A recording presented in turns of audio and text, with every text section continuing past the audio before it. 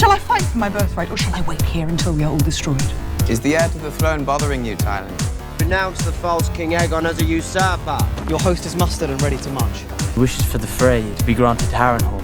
I know the struggles of the small folk of King's Landing. They will be ruled either by you or by the usurper. And only one of you has shown yourself to be merciful. I hope you do not confuse mercy with pliancy. You heard it up top. We're returning once more to Westeros. And like we said, we're about to dance with some dragons because we're talking the House of Dragons, Hot D, Season 2, here on Normies Like Us with your hosts, Colin Hightower. Fair. This is Sir Christian Michael. And if you're watching on the YouTube, you know I'm sporting now the Hand of the King. Wow, the Hand of the King, my lord. And this is dun Dracarys.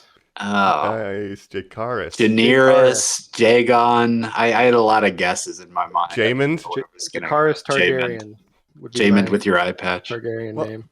There's a lot of parallels with Daemon and Aemond, and then I'm thinking Jaemond, but then that got me thinking, when I was a kid, I told you guys off pod, I used to think dragon was spelled with a J, like dragon. So it's like Drogon. You could just keep that would be cool that one too. Yeah. Don't tell young me about Jim and Jim, the name versus the place, Mike. Trust me, I was dragons. I was already messing up all those words. Yeah, right. I'm with you. I knew how to spell when I was a kid. Oh, yeah, you're really smart, though. You're our Grand Maester of Thrones, as it's known on this podcast. That's right. I hope I can answer any Westeros history questions you might have, or give you a little context of what the books say and everything. And as you know, I'm a huge Game of Thrones fan, so I'm very excited to talk about this episode. Yeah, and we'll be doing 1 through 5, I think we have so far. That's right.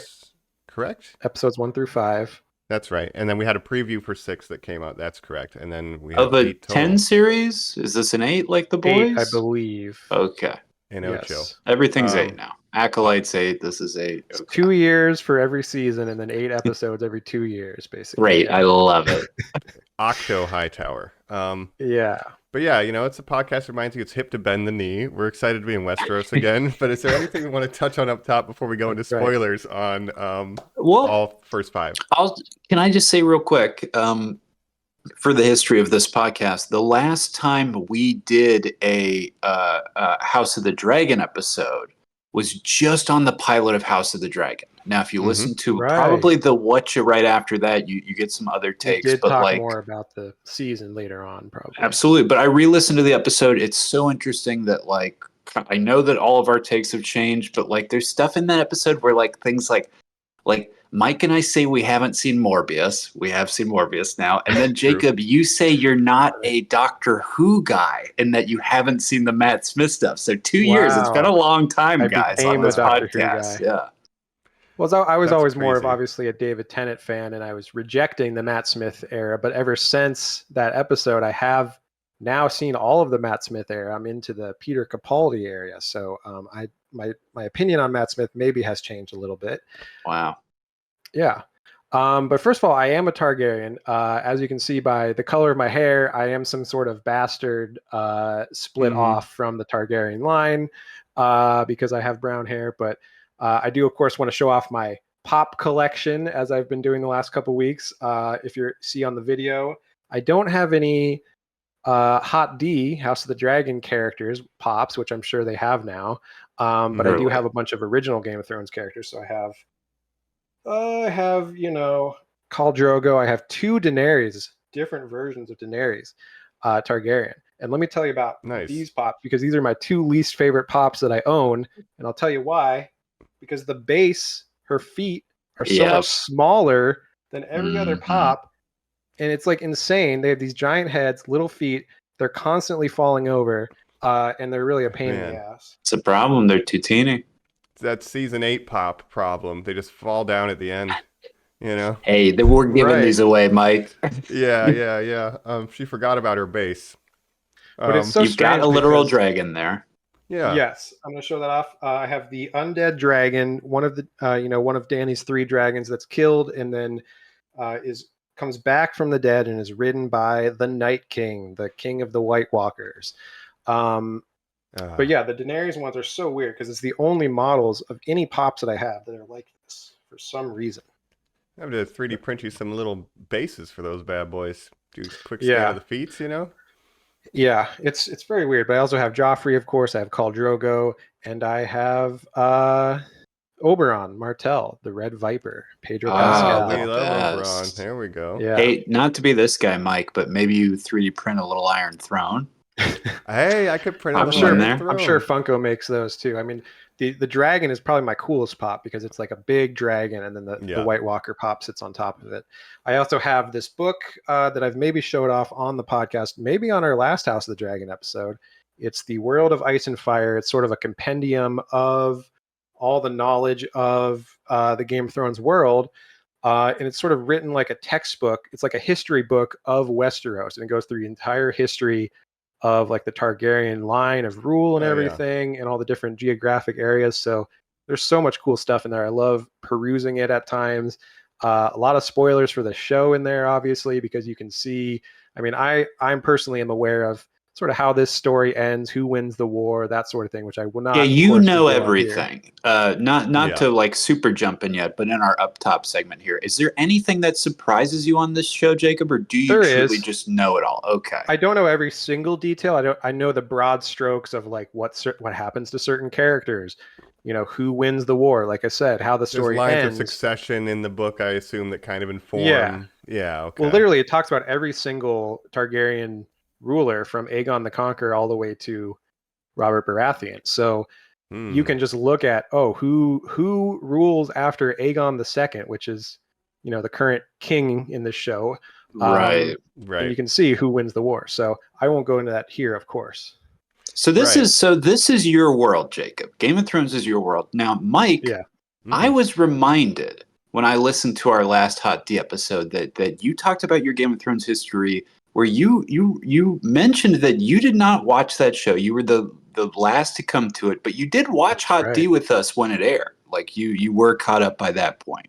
Correct. I waited until like season 7 or something to even start Game of Thrones, and like was addicted to the first 4. 5 was okay. 6 is like, you know, I saw the trend in declining quality, but I enjoyed it until the 8th season. But and that's 2 shows that I've been burned on because I watched all of Lost too, and that's a whole other conversation.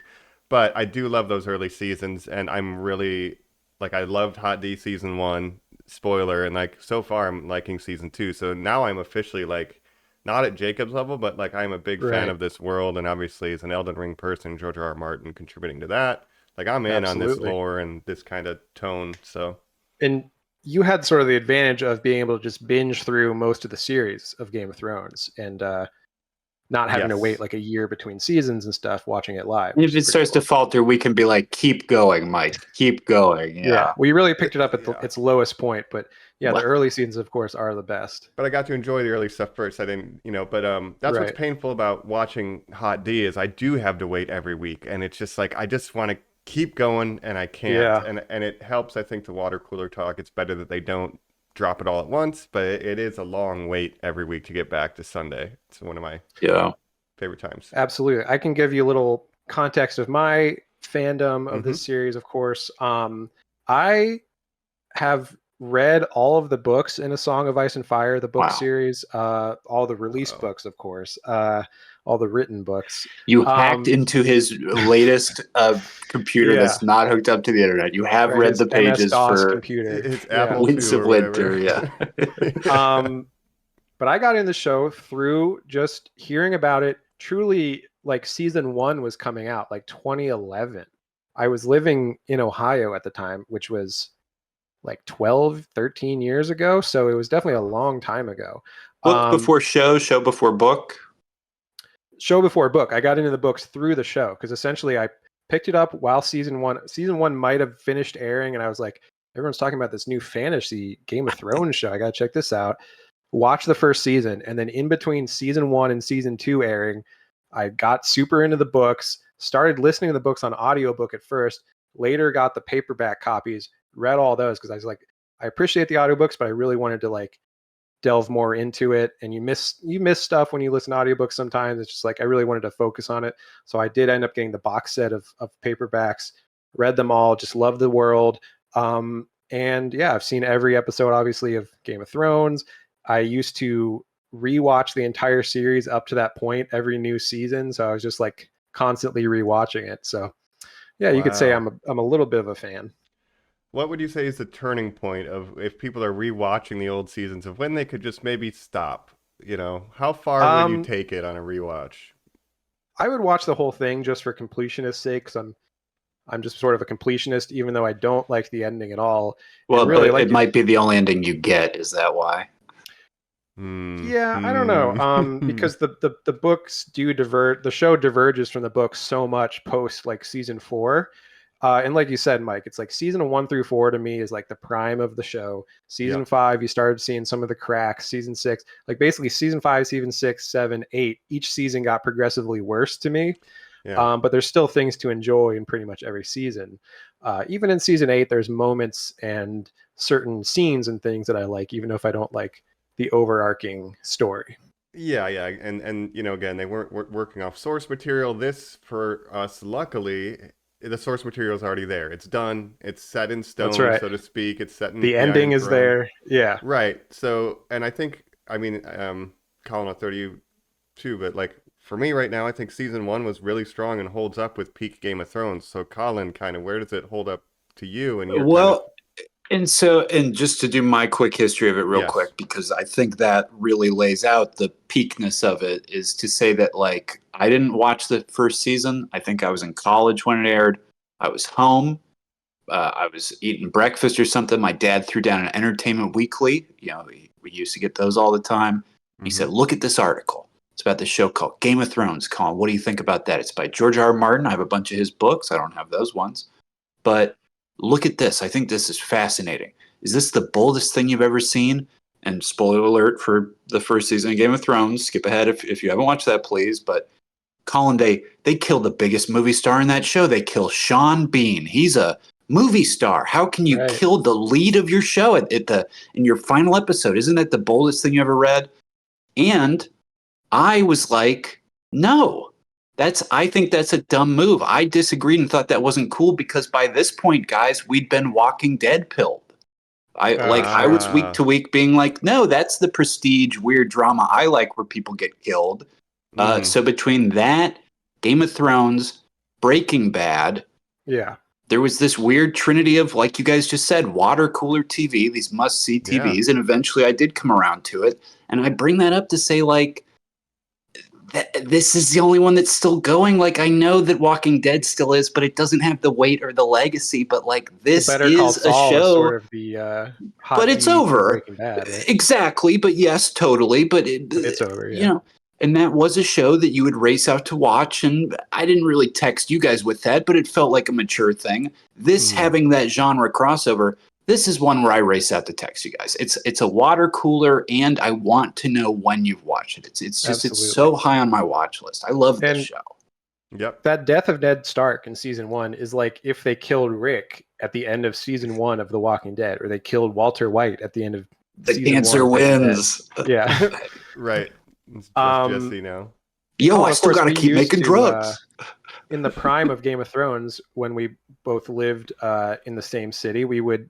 And Joe, and Cassie, Joe's partner, we would all get together, watch week to week every Sunday night during the prime of Game of Thrones, and that was always a lot of fun. And it meant something to me that at the end of the episodes, Jacob, you would be like, okay, let's talk about the Red Viper. And you would sort of like give me context. You would, lay stuff out. Pedro Pascal guy. I got a good feeling about him. Good call there, dog. Talk about an opposite of calling out your Christian Cole moment. Saying this guy's a real good actor. You fucking nailed that one. Yeah. But it has carried that legacy. I know I keep harping on this, but as I watch it now, where I still feel that rush of like, ooh, I want everybody's opinion on it, or I want explanations. Like this episode, this is going to be the most I talk right now, because from here on out, I'm just going to ask you questions, Jacob, of this really cool, interesting world that I like experiencing week to week. Yeah. And I have been doing some research recently just about just trying to remember, because of course the Targaryen naming scheme is so confusing that there's Aegons and Aemons and Daemons and Rhaenyras and Rhaenas and all these different very similar sounding names. So it's hard to keep them track. So I've been doing a little research on Targaryen family trees and just to provide some context. So I hope I can do that today. Yeah. And dragon names. I want to talk about the dragons. That's right. Can I real quick before we dive into the real thing? Just because it's like this is the premise of the show.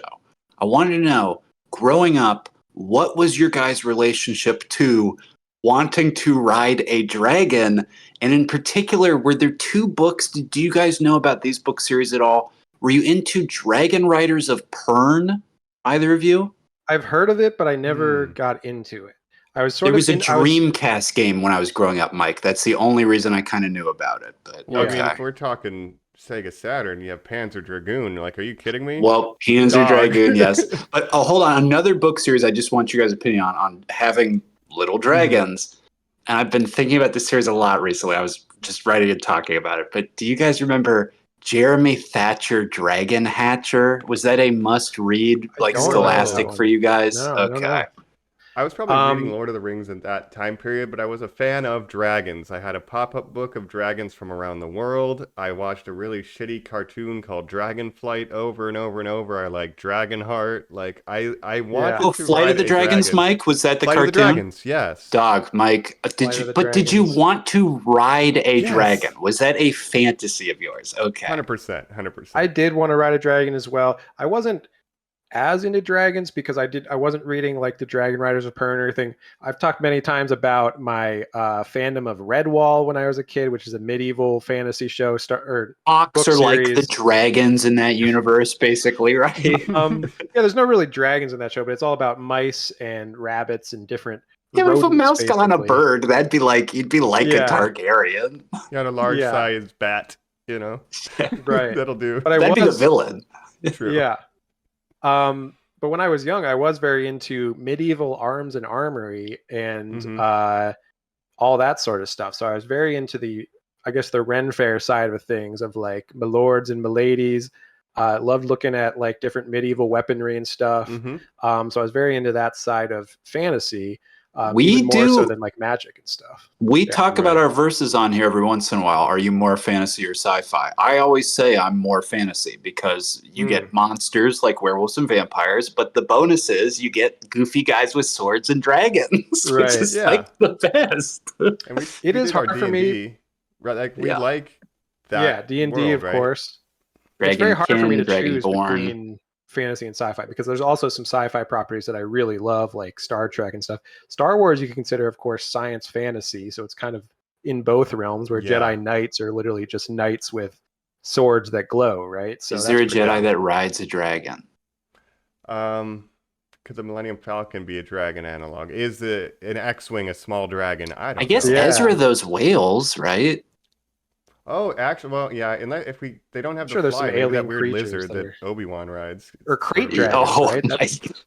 We have crate dragons. We have dragons. You know what? You're right. Yes, we do. You're right. But that weird lizard that Obi-Wan rides, I'm pro that, Mike. The weird lizard. That's maybe more of a worm because they don't have wings, you know. Right. Yes. Sure. There's that creature that Boba Fett rides in that animated short. That's in the holiday special. That is canon. Yeah. True. That's right. I loved fantasy. I loved medieval stuff growing up. So Game of Thrones is kind of right in my alley. Dragon. So like I could be considered a mother of dragons, if you will. You know. Absolutely, you're a dragon lord. Pretty much. I love dragons to this day. Yep. Dragons are very cool, and that's what I love about Game of Thrones world, where each of these, and especially with this new show, where it's much more dragon focused than Game of Thrones, where dragons have been extinct for 100 years. The only dragons that are there are Dany's 3 dragons, which are kind of like a miracle that they're even born. Whereas this show takes place in the height of the dragon era of Targaryens. So you have all these different unique dragons that are unique to, and each one has their own rider, and they each have like their unique look and personality. And I think that's really cool. It's the best. Yeah, so I love it. Yeah, I've spent hours as a kid just drawing different dragons, a lightning dragon, a water dragon, a earth dragon. Like I love that kind of 100%. classification, taxonomy, and the fact that the show has that. 100%. It's right in my wheelhouse, so I'm excited to talk about Absolutely. it. Yeah. Well, shall we then? 1 through 5. Instead of dragging this out, we could just jump right into it and Let's jump Dracarys in. our way through this episode. Let's do it right after this. The D's are hot. We are back here talking Hot D, House of the Dragon, Season 2, here on Normies Like Us. Hell Like we yeah. said, we didn't really get a full breadth of the last season. Check out those watches if you want our conclusion, but I'm sure we talk about the summary of what happens there. We'll talk about this season, the things that have changed a little bit. We'll talk about the characters, talk all of it. Let's talk about first, I want to say a thing to kick off, a first quick change. Different title screen this time. We go from the little minifigures to the sort of woven tapestry being made. Did you all like that change? I do like it. I noticed still, and this is such a weird thing to me, they never changed the theme song. It's the original Game of Thrones theme. They carried it over. You think they could write a new song, but they don't. They're just like, this song is so iconic for Game of Thrones, we're just going to include it. But they changed the title sequence. What plays when the credits come up with Star Wars, baby? Da da da da da. Every time. It doesn't matter what Star Wars movie you are.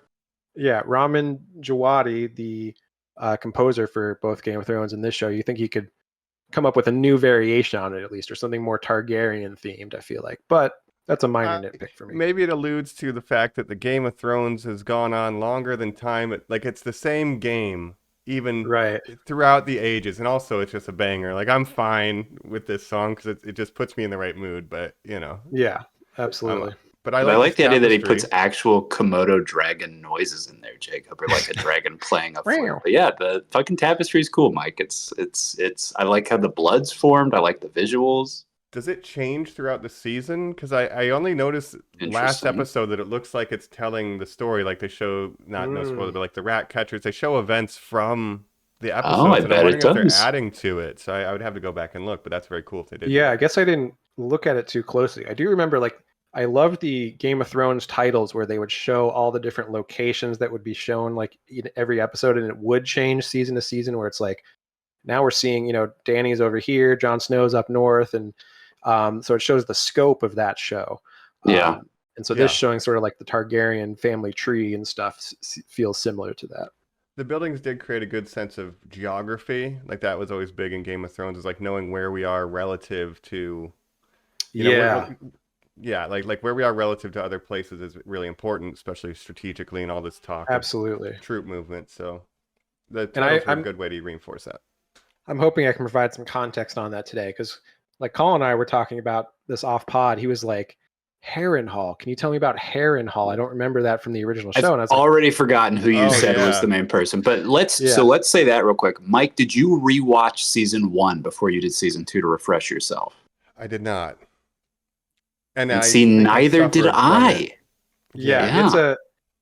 Okay, here's the thing. So I did watch the entire season 1, rewatched it about a month before the show came out. Yeah. And I'm really glad I did. And I would recommend it for anyone who really wants to like understand every little detail, because there's so much that I did forget from season 1 that I was like, oh yes. And again, it's been 2 years, so it's understandable that you're not going to remember a lot of it. Everybody's name starts with an R or an A. Yeah.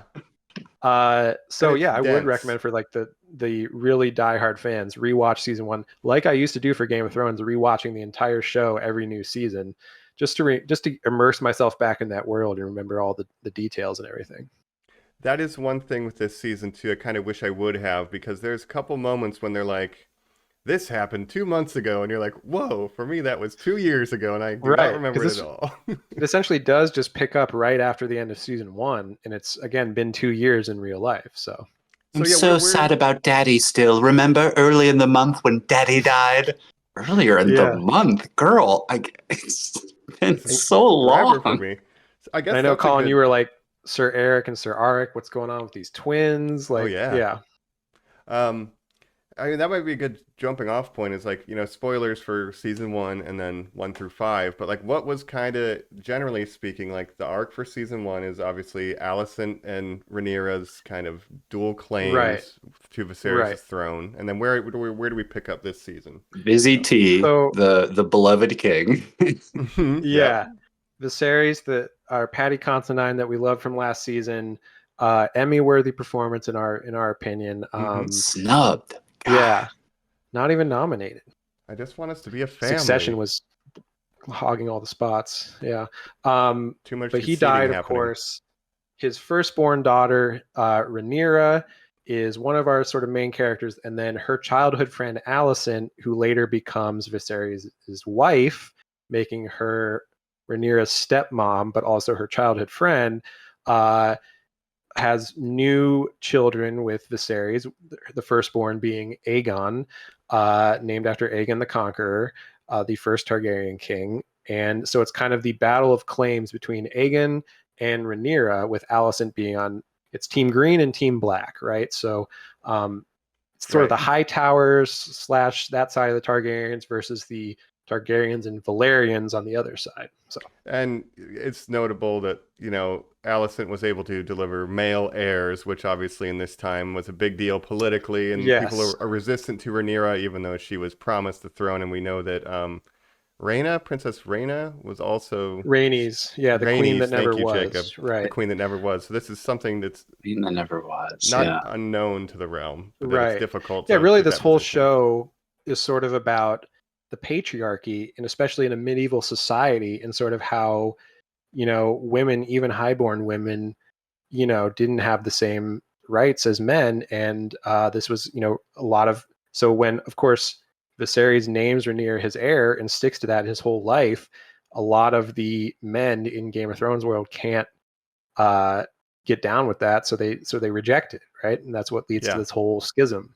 I'm going to keep bringing up our last episode of the podcast that we recorded. But Jacob, I am really proud of you that you really hit home the strength of misogyny being the theme of this series. And also, we call out in that first episode, we call dragons specifically nukes, which is obviously the imagery this whole season has used for them. So very interesting. Absolutely. They're kind of like if you had a pet dog that was also a weapon of mass destruction, right? Tank, yeah. Right. I don't think Godzilla is technically a dragon, but similar effect. And the themes of even highborn women not having much sway in this society in particular, like that gets really explored in this season, especially post, the death of King Viserys. And like we see both Alicent and Rhaenyra struggling to like have any type of sway, even though they're kind of in the highest position in the land. And it reminds me of Shogun. Listen to me. Right. And especially with Alicent. A woman is just at war. Like that echoes through this whole season. You're so right, Shogun. Like in this last episode with Alicent, where it's like, you sided with the team that rejects having a female ruler. Like, what did you think was going to happen exactly? Now they're not letting you rule. Like, So they only let very listen interesting to her stuff. when Viserys was sick but alive. Right, but now that that kind of is gone, she's struggling to find her place and be listened to. And you can compare that to like even in Game of Thrones with Cersei in the later seasons, where she's able to almost overcome that misogyny and become the ruler of Westeros for a little bit in the later seasons, probably the worst seasons, but. Interesting. When everyone else is dead, right? She just drinks wine for 3 seasons, right? In the tower. That's right. Now, Jacob, before we jump over and we really start talking about Team Black a little bit more, let's stay on the Greens for a second, because you said Alicent has this son, Aegon, who's the firstborn male child of Viserys. Will you continue with the lineage and tell us about the other children? And will you point out specifically if there are book ones versus TV ones that maybe some are getting cut out and stuff? Because again, like you said, the family tree is the whole thing. I really, this episode, want to get into this family tree. Yes, absolutely. And I would say Rhaenyra has more unseen children on the show so far than Alicent. Fascinating. Even. So we'll talk about that too. But Alicent's children with Viserys, you got Aegon the firstborn, which is who becomes king in this show.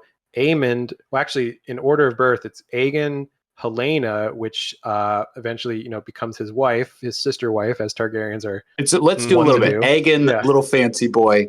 Helena, autistic girl. Game of Thrones autistic, yeah. She sort of has the gift of prophecy, where the weird autistic things she says end up being some kind of foreshadowing for something. She's got Rain Man's disease. It's pattern recognition at its best, Right, which I love. Then Aemond is the third born.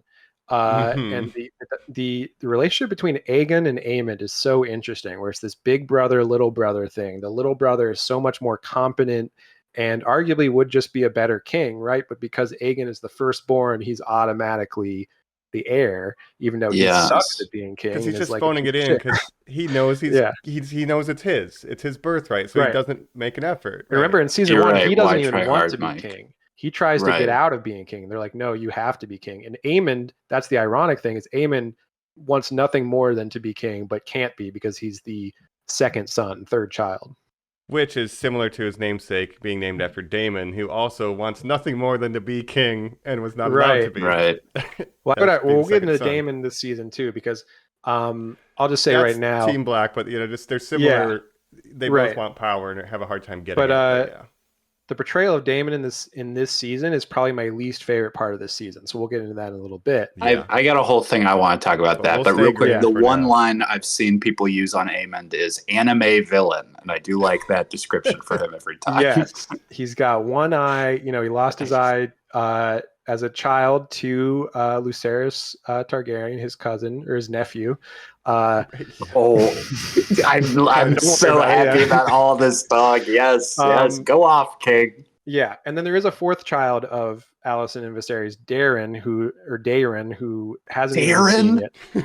It's Daeron. Daeron. There's always a Kevin Lannister. You gotta just throw it. Yeah. Kevin. And I believe he's over in the High Tower, the home of the High Towers, which I don't recall the name of the city or castle or whatever at the moment, but I think it's in the Reach, which is the sort of southeastern portion of Westeros, where the High Towers are from. Is it a spoiler that in our show we don't know anyone with this surname? Hightower, or do we know somebody with that name in the original Game of Thrones? I don't recall. They might have been side characters, because I do believe that the House Hightower lives on, but they're bannermen of the Tyrells, which are like Marjorie Tyrell. Oh, the Rose people, the Gardeny people. Sure, yeah, exactly, the wealthy people. Yeah, so they come from the Reach, which is the most fertile land for growing crops and stuff in Westeros. So they're very rich because they have all this food and stuff. So that's the Hightowers and that Team Green. We have Otto Hightower, of course, who was the hand of the king to Viserys, father of Alicent. He was dismissed by his grandson, the king, Aegon, because he's like, you know what? You're too competent. We need to get someone less competent here. Let's get Sir Criston Cole, Mike's favorite character, who's still involved in this proceeding, right? Well, so back in season 1, he became the side chick for Alicent. Like he's the white cloak, he's secretly sleeping with her. Pretending he's a lot of people's side chick. Trajectory, because he was named to the Kingsguard by Rhaenyra. He was Rhaenyra's sworn shield when she was younger. Had an affair with her, was rejected by her, and basically took that so hard that he's like, okay, you are my enemy now. And then ended up on Team Green and is also sleeping with Alicent. He's basically just a Dornishman who was just like a standard knight who kind of got raised up to the Kingsguard because he was so good in that one tourney that we saw, right? Where he actually defeated Daemon Targaryen in the tourney. He's Dornish. I forgot that. He's got a little Pedro energy. Yeah. I like that. And that's when I picked him for the House of the Bachelor. I thought he's going to at least survive a while, and so far he is. He's not done the greatest of things, and especially what he's getting up to with Aemond is wild. That was before he beat a guy to death just for being gay. Yeah, that... that's right. I don't like that. Dance, yeah. No, that's fair, Mike. A meme I've seen a lot of people, and again, we're talking spoilers for the whole season 2 here, but a meme that I've seen a lot that I really like people posting is yo, you know you trash when 2 ladies abort your baby. Yeah. Oh, man. And he has what I've called Game of Thrones version of Catholic guilt. Him and Allison both are very pious in the faith of the Seven, but very hypocritically pious, where they sin and then they're later like just feel really guilty about their sins. Lean your cape. Yeah. Okay. It's good stuff. Man, bummer though. 2 unborn children. Yeah. Anyway, That's good. That's good, Mike. So he's full on Team Green. Again, he does get named the Hand to Aegon, and he's kind of leading the war along with Aemon. He's kind of leading their side of the war.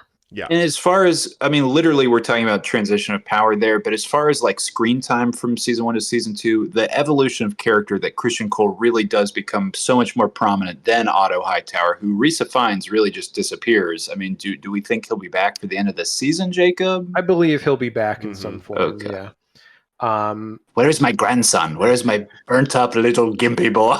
Yeah, right. But he's sort of his part in this season, sort of realizing that he's surrounded by idiots. Yeah, you're all like... fucking morons. He's like a moral Homelander, right? Is that he's like at the top and he finally got it, but he's like fucking pissed that they're all morons for good reasons, because he's like, stop pissing off the little people. They could revolt and kill us, you fools. He's basically 3 kings, right, in a row. Yeah, and I would compare him to Tywin Lannister from the original Game of Thrones, where he was Hand of the King to a couple different kings, and except he's a less successful version of Tywin Lannister, who was able to control Joffrey basically and rule from being Hand of the King through Joffrey. Right. Whereas Otto, a grandfather controlling his grandson. You're so right, Jacob. Yeah. Whereas Otto Hightower trying to control Aegon and Aemon and just failing and getting fired, basically. Yeah, because I want to do war, Grandpa. Like, you know, are you having secret weirdo meetings with your super Christian uncle who bangs your mom? What are you doing in here? We're talking about war, Granddaddy. Get out. I do love the scene with him and Allison when she just finally breaks and is like, look, you fucking idiot. All you need to do is do weirdos. Nothing. Yeah.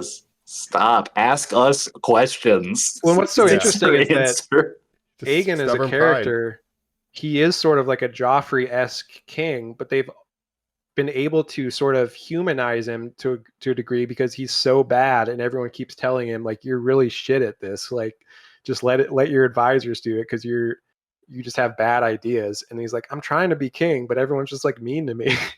Will you, because we're almost done on the family here, will you talk about their dragons real quick? Because talk about his dandy little Sunfire, who I feel fits that personality you're saying, Jacob. Like, I'm a sweet little dragon and they tell me we're good.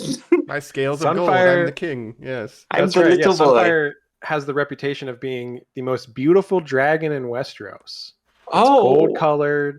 I believe Aegon Targaryen is its first rider. I do want to talk about some of the dragons. So Vhagar, of course, maybe the most dragon that we've seen in the show is Vhagar, right? The most dragon, yes. And the largest screen time and presence. Yeah, right. And damage done to other dragons, right?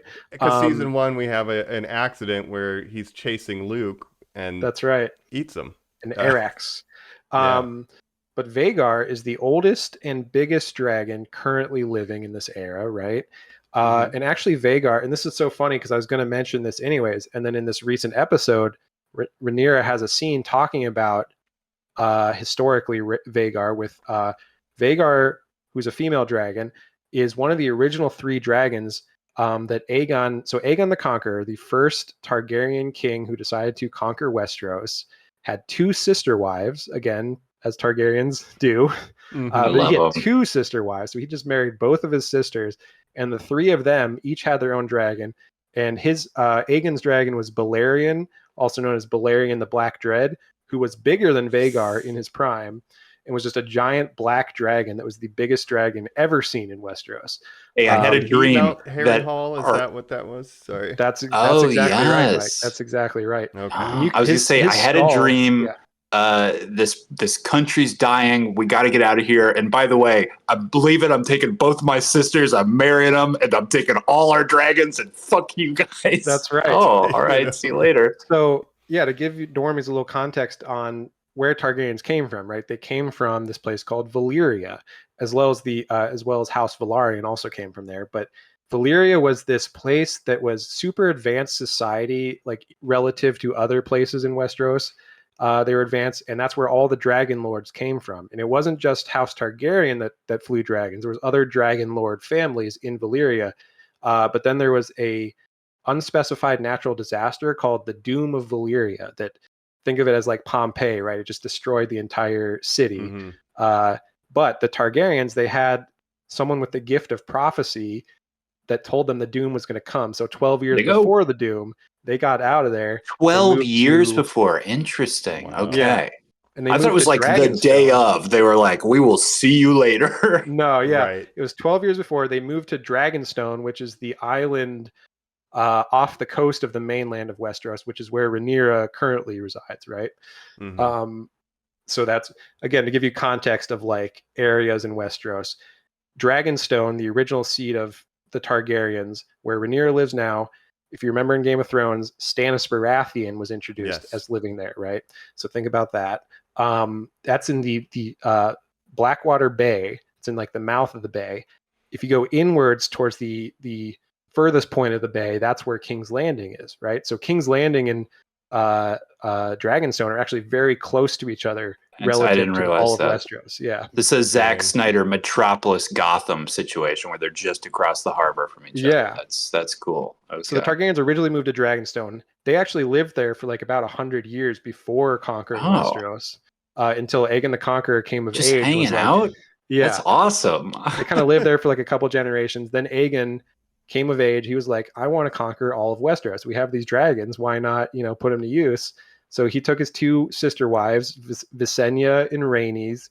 They conquered all of Westeros. And the first place they landed when they got to the mainland eventually became King's Landing, the capital city of Westeros, where the Red Keep is, blah, blah, blah. So that's just giving you a little context of. And just to hit pause on you real quick, I'm seeing the Aegon the Conqueror, all our A names. You said Rhaenyra was his sister? Rhaenys, which is the same name that Rhaenys, the queen. You're getting all those R names, and then you said Visenya, Viserys, like every V name in this. So that's like the big three. Then that's so cool. Okay. Yeah, and so Aegon rode Balerion the Black Dread. Visenya originally rode Vhagar, who again was one of the original three dragons. Smaller. So than how Balerion. Many years ago? So say this again. So this show takes place like 130 AC, which means after conquest. So if Aegon's conquest is 1 AC, so it's about 130 years after Aegon's conquest. And to put it in context, Viserys was the 5th Targaryen king.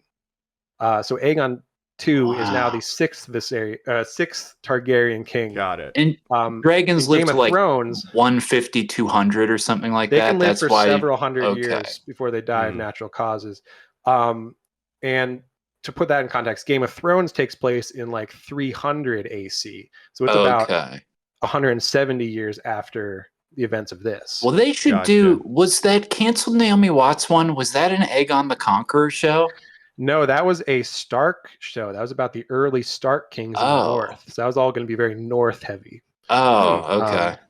Because basically the Andals and the First Men lived on, like, there was people living in Westeros before the Targaryens showed up, right? So they had their own kings. That's why the Starks used to be kings of the North, and then they had to bend was the it knee a to the show about Targaryens. fighting off? Was Aegon the bad guy of that show? I think it was pre-Targaryen, because they lived there for hundreds of years before the Targaryens showed up. Yeah, like the First Men, right? The old gods, all that stuff. Right, They've lived on that continent for a lot longer. Those Lilliputians or whatever they called that, the little green lady the that children made of the forest. Night Kid. That's right. That's what they are. Yeah, absolutely. Okay. And so the faith of the Seven is a newer faith. So think of that as Christianity, whereas the old gods are sort of like this old pagan religion. Okay. And then you have the Red God, which is sort of this Eastern religion and everything. But anyway, so Visenya, sister wife of Aegon the Conqueror, was the first rider of Vhagar. Now, obviously, dragons in Game of Thrones, how they work is that they bond with one dragon rider for that dragon rider's whole life. But if that person dies, another Targaryen or someone else can claim that dragon by bonding with them, right? So if you have a dragon that lives long time, it's had multiple riders over its lifetime, right? So Vagar's had like 4 or 5 different riders in different generations of Targaryens. Would you guys prefer to claim one or have a fresh egg? Well, it depends. If it's as big as Vagar and kind of legendary. You're going for the big boy, Mike? I don't know that I can handle Shamu. I'm not jumping right on. So far, it seems that's like why, a good call. Yeah, it was so ballsy of Aemon to claim it in season 1, right? I wanted to ask about that too, because that was promised to one of the children of Rhaenys and because the Vagar's rider at the beginning of the show is Laena Targaryen, or Laena Velaryon, who was married to Daemon Targaryen, and ended up, which is our V name, right? It's supposed to be her dragon, and Aemon steals it. Laena and Laenor, who were the children of Corlys and Rhaenys. Corlys, right? Each married to Daemon and Rhaenyra. Each died, right? Because Laena died during childbirth. She was like, "Look, if I'm going to die in childbirth, I might as well kill myself by dragonfire, right?" A dragon rider's death. Mm-hmm. So Vagar burns her up.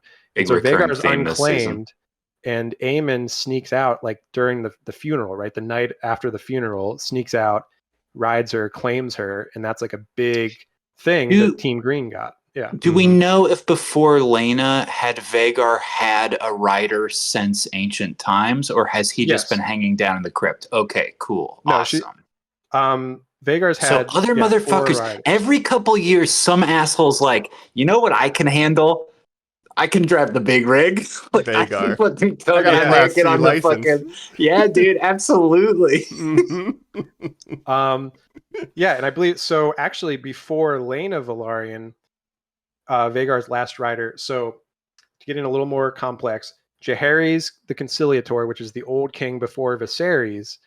He had a bunch of kids, including bear with me, Aemon, Balon, and Alyssa were 3 kids of Jaehaerys. Alyssa and Balon married and had Viserys and Daemon. So Jaehaerys is Viserys' grandfather, and also Rhaenys. So Aemon, who is Balon and Alyssa's brother, is the father of Rhaenys, the queen that never was. So her and Viserys are cousins, and that's why there was that whole succession. They had that whole like convention to see who was going to take over. That's why she's called the queen that never was. To super jump to our most recent episode, we of course saw some great incest, some great downstairs kissing of, I guess, what is that Alyssa, character? Alyssa the mother, Targaryen, Daemon's mother, and Viserys' mother, who was their father's sister, Balon. So and she had a favorite. You're my big strong boy. Yeah, but she died when Daemon was 3, so he didn't know her that well. But he's having hope this weird dream. Live long enough to fuck you, my little incest baby. No, Mom, the reason I bring die. that up, stick with me here, is that so those 3 Targaryens in that generation, Balon, Aemon, and Alyssa, were the riders of Vagar, Caraxes, and Meleys, who are 3 of the main dragons in the show now. Right. So Meleys was ridden by Alyssa, Daemon's mother, and then the next one was Rhaenys that claimed her, whereas Caraxes. So his aunt or his cousin is how that works, I guess. Yeah, she would be his either first cousin or second cousin or something like that, right? So it's confusing. I hope there's not going to be a quiz. But I appreciate the there walkthrough. is. It's fascinating to see these connections. Yeah. So Vagar was ridden by Balon Targaryen, who was the father of Viserys and Daemon before Laena Velaryon.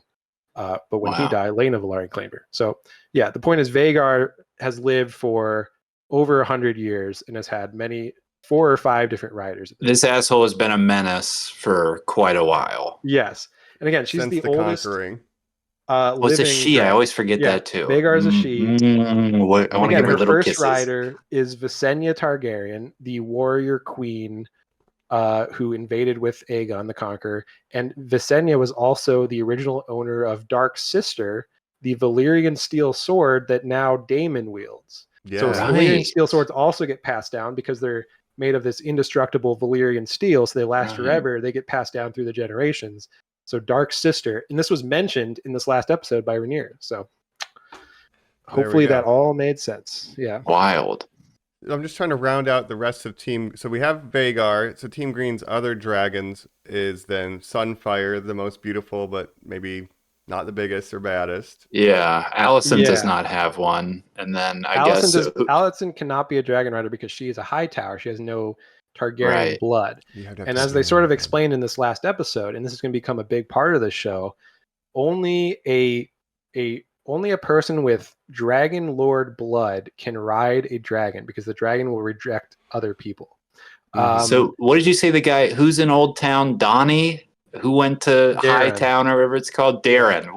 Does Darren have a dragon? I believe he does, yes. I can't remember the name of it right now. But this concept of dragon riders, this will be very interesting in the show because as they sort of set up in this last episode, you just need Valyrian blood to ride a dragon. So you don't necessarily need to be a named Targaryen. You can be, say, a bastard of a Targaryen and ride a dragon. So now Team Black is over here like, we need more dragon riders for these extra dragons that we have. Because the issue is that Team Black has a zillion dragons, not enough people to ride them. Team Green really doesn't have that many dragons, but has the biggest dragon of all time. Yeah. Exactly. So they That's have like so crazy. The Godzilla. And essentially what's been seen is that none of Team Black's dragons can go one-on-one with Vhagar, right? Because we've seen that. Right. And that doesn't end well. No, not at all. Is Sunfire dead? Sunfire is very injured but not dead and will be important to the story later too. Not to spoil too much, but yeah. Wow. Oh no! Just like I hope little that's in a positive way, not like somebody does like further nasty things to him. He was a good little boy. He gives him that little head bop. He loves him. Yeah. But two of the other main dragons of the show, right? We have Vhagar, Caraxes, and Meleys. So Caraxes is Daemon's dragon, long neck boy, right? They call it the red bloodworm. long neck boy. Yeah, moving over to Team Black now. Team Black, yes. So we have Rhaenyra, the bloodworm. That's right. Rhaenyra rides Syrax, which is a younger dragon. She's the first rider of Syrax because it was basically a baby when she was younger, and it's grown a little bit, but it's still smaller than some of these older dragons, right? Did she pop that egg, or it was just a kid, and they were like, "You can have this loose one"? I think it was like, it was born when she was a kid, and then she bonded with it as a baby. So you have so Team Black has a couple dragons that are very young, so they're definitely not going to hold up in like a battle situation right now. They need to grow. One of their main dragons obviously was Meleys, right? Rhaenys's dragon, the queen that never was. And again, just to say, so Meleys, Caraxes, and Vhagar used to be the dragons of those three siblings I was talking about earlier. Daemon's parents and uncle. And they used to ride around together and have like adventures. So think about how sad this is that Meleys and Vhagar, two dragons that have known each other for hundreds of years, are now enemies, and Vhagar has to kill probably a dragon that she knows very well and has a long history with, Meleys. And that's just so sad, isn't it? That actually does make it a lot more sad. I hadn't realized their history, right? And I think that's kind of what this show is about too, is like the futility of it all, like this whole war, and like both sides are taking heavy losses, and it's like, for what, to see when dragons go to war. Like how can any of us survive? That that general where they're like, you need to go inside, and he's like, what would be the point? It's dragon combat. It's like we're all going to die. And you're killing these mythical rare beasts that are like magical gods to commoners, and you're just throwing them at each other and like having them fight to the death. And it's like, over what, like who sits on the Iron Throne? Like, it's just it's all so futile, right? Yeah. And Kristen Cole starts to see that too. Like when it's even his own troops are getting roasted by their own dragon. It's like, this is all fucked. And we literally got brother against brother and like family against family. It's like these two dragons that's a perfect metaphor for that. Even when we get Sunfire in the mix with Aegon and we see the ultimate Dracarys, which holy shit, I didn't see that. And that's coming. what can I ask a question real quick though? Yeah. Aren't Targaryens immune to fire? No, that's a common misconception. Only Daenerys is immune to fire because why is that? She just is like a magical. She has a magical That's property dope. to her. She's got that dog in her. She's got that dog in her. I'm like, she's pretty cool. That's what I like about her. Daenerys Stormborn, breaker of chains, mother of dragons. Why is her name Stormborn? Well, we don't. You know what? Exactly. No. I don't want you to answer that. Actually, we don't need to get into any answer. of that. Let's stay under this show. She was born on the island of Dragonstone during a very heavy storm. Long story short. So that's not. It's not her last name. Oh, okay. No, her last name's Targaryen. Yes, I feel dumb now. Of course, you're right. That's very silly. That's just one of her many nicknames and titles that she has, right? Breaker of chains. Stormborn. That's the worst. You were born during a storm. Who cares? Well, there's more to it, but I won't go into that now. Dragons. Yeah, dragons. So we're trying to move. Give me my dragons. Team Black, right? So yeah, Meleys was written by the Queen. Yeah, Meleys was written by Rhaenys, who was the queen that never was. Viserys' cousin, who was more, would have been the first heir, because basically when Jaehaerys, the old king, died, right, he only had like a couple distant heirs that are left, like their parents were dead and everything, so it was either Viserys or Rhaenys, and Rhaenys was older and therefore a more direct heir, but she was a woman, so she got passed over for Viserys, the younger person. Why did he still everybody vote in cups or whatever? That was to decide if it would be Rhaenys or Viserys. But why didn't he just say? Because Jaehaerys the Conciliator, that's why he's called the Conciliator. What he's a all title! About, peace and like peace. Oh, okay. So, well, he was an old, wise right. king who ruled for like 50 years of stable reign. So he was one of the most successful Targaryen kings, really. We'll have a vote, but I know we're all misogynistic, so we kind of know where this is going. Okay. Yeah. But that's kind of what the Dance of the Dragons is all about. It's like this Targaryen civil war that rips this family apart, and they're never really the same afterwards. And the dragons end up, I don't think this is a spoiler, all the dragons die out eventually, right? That's why there's no dragons in Game of Thrones. By Dany's time. Yeah, but even before that, they've been extinct for 100 years by Game of Thrones time. Right. So they're a distant memory to people alive in Game of Thrones. Right. Well, something's gonna finally get Vagar. That's gonna be very exciting to me. That is gonna be wild. And so there's a couple. I know. What's the son of? Rhaenyra. Names. Yes, Rhaenyra. So Rhaenyra. Boy. Yes, I'll go into Rhaenyra's children. Please. So Rhaenyra was originally, of course, married to Sir Laenor Velaryon, the secretly in the closet gay guy. That's right. She sort of had a deal with him where she was hooking up on the side with Sir Harwin Strong, right? If you remember, I had explained the Strongs to Colin. The Strongs. Yeah. 100% forgot about these guys. I remembered the gay husband, but I did not remember the Strong, because obviously I was like, right, these are Christian Cole's kids, and I was like, nope, he's got trash sperm. You abort those babies. Remember Christian Cole and Harwin Strong kind of get in a fight in season 1 because Christian Cole is like insinuating that they're bastards and all this stuff. Stop fucking my girlfriend. Which they might get dragons now. The Strong boys, who knows? They're still right. Around. And Lannister, Laenor, the family she's marrying into, real quick, the Corlys, those people, the Valyrians, they don't have dragons because they have boats. No, yes, they are an old Valyrian house, so they're one of the two with the Targaryens that came over from Valyria. But they y'all leaving? Dragon lords. We'll follow you. We could follow on our boats. Right? Did you have a weird dream? We'll follow you. I think that's what it was like with them. Maybe we should go too. Yeah. You know what? Let's go. They had a weird dream. Were essentially, they were not dragon lords in Valyria, but they were masters of ships. They were like the Valyrian navy, kind of. So they came over with their ships. They live on, what's the name of the island they live on? Why am I? Driftwood. Driftmark, which is a sort of a twin island with Dragonstone. So those are both very close to each other in the bay, in Blackwater Bay, and then you go inland, King's Landing. So it's all taking place sort of in this central area of Westeros. I did not realize that. Interesting.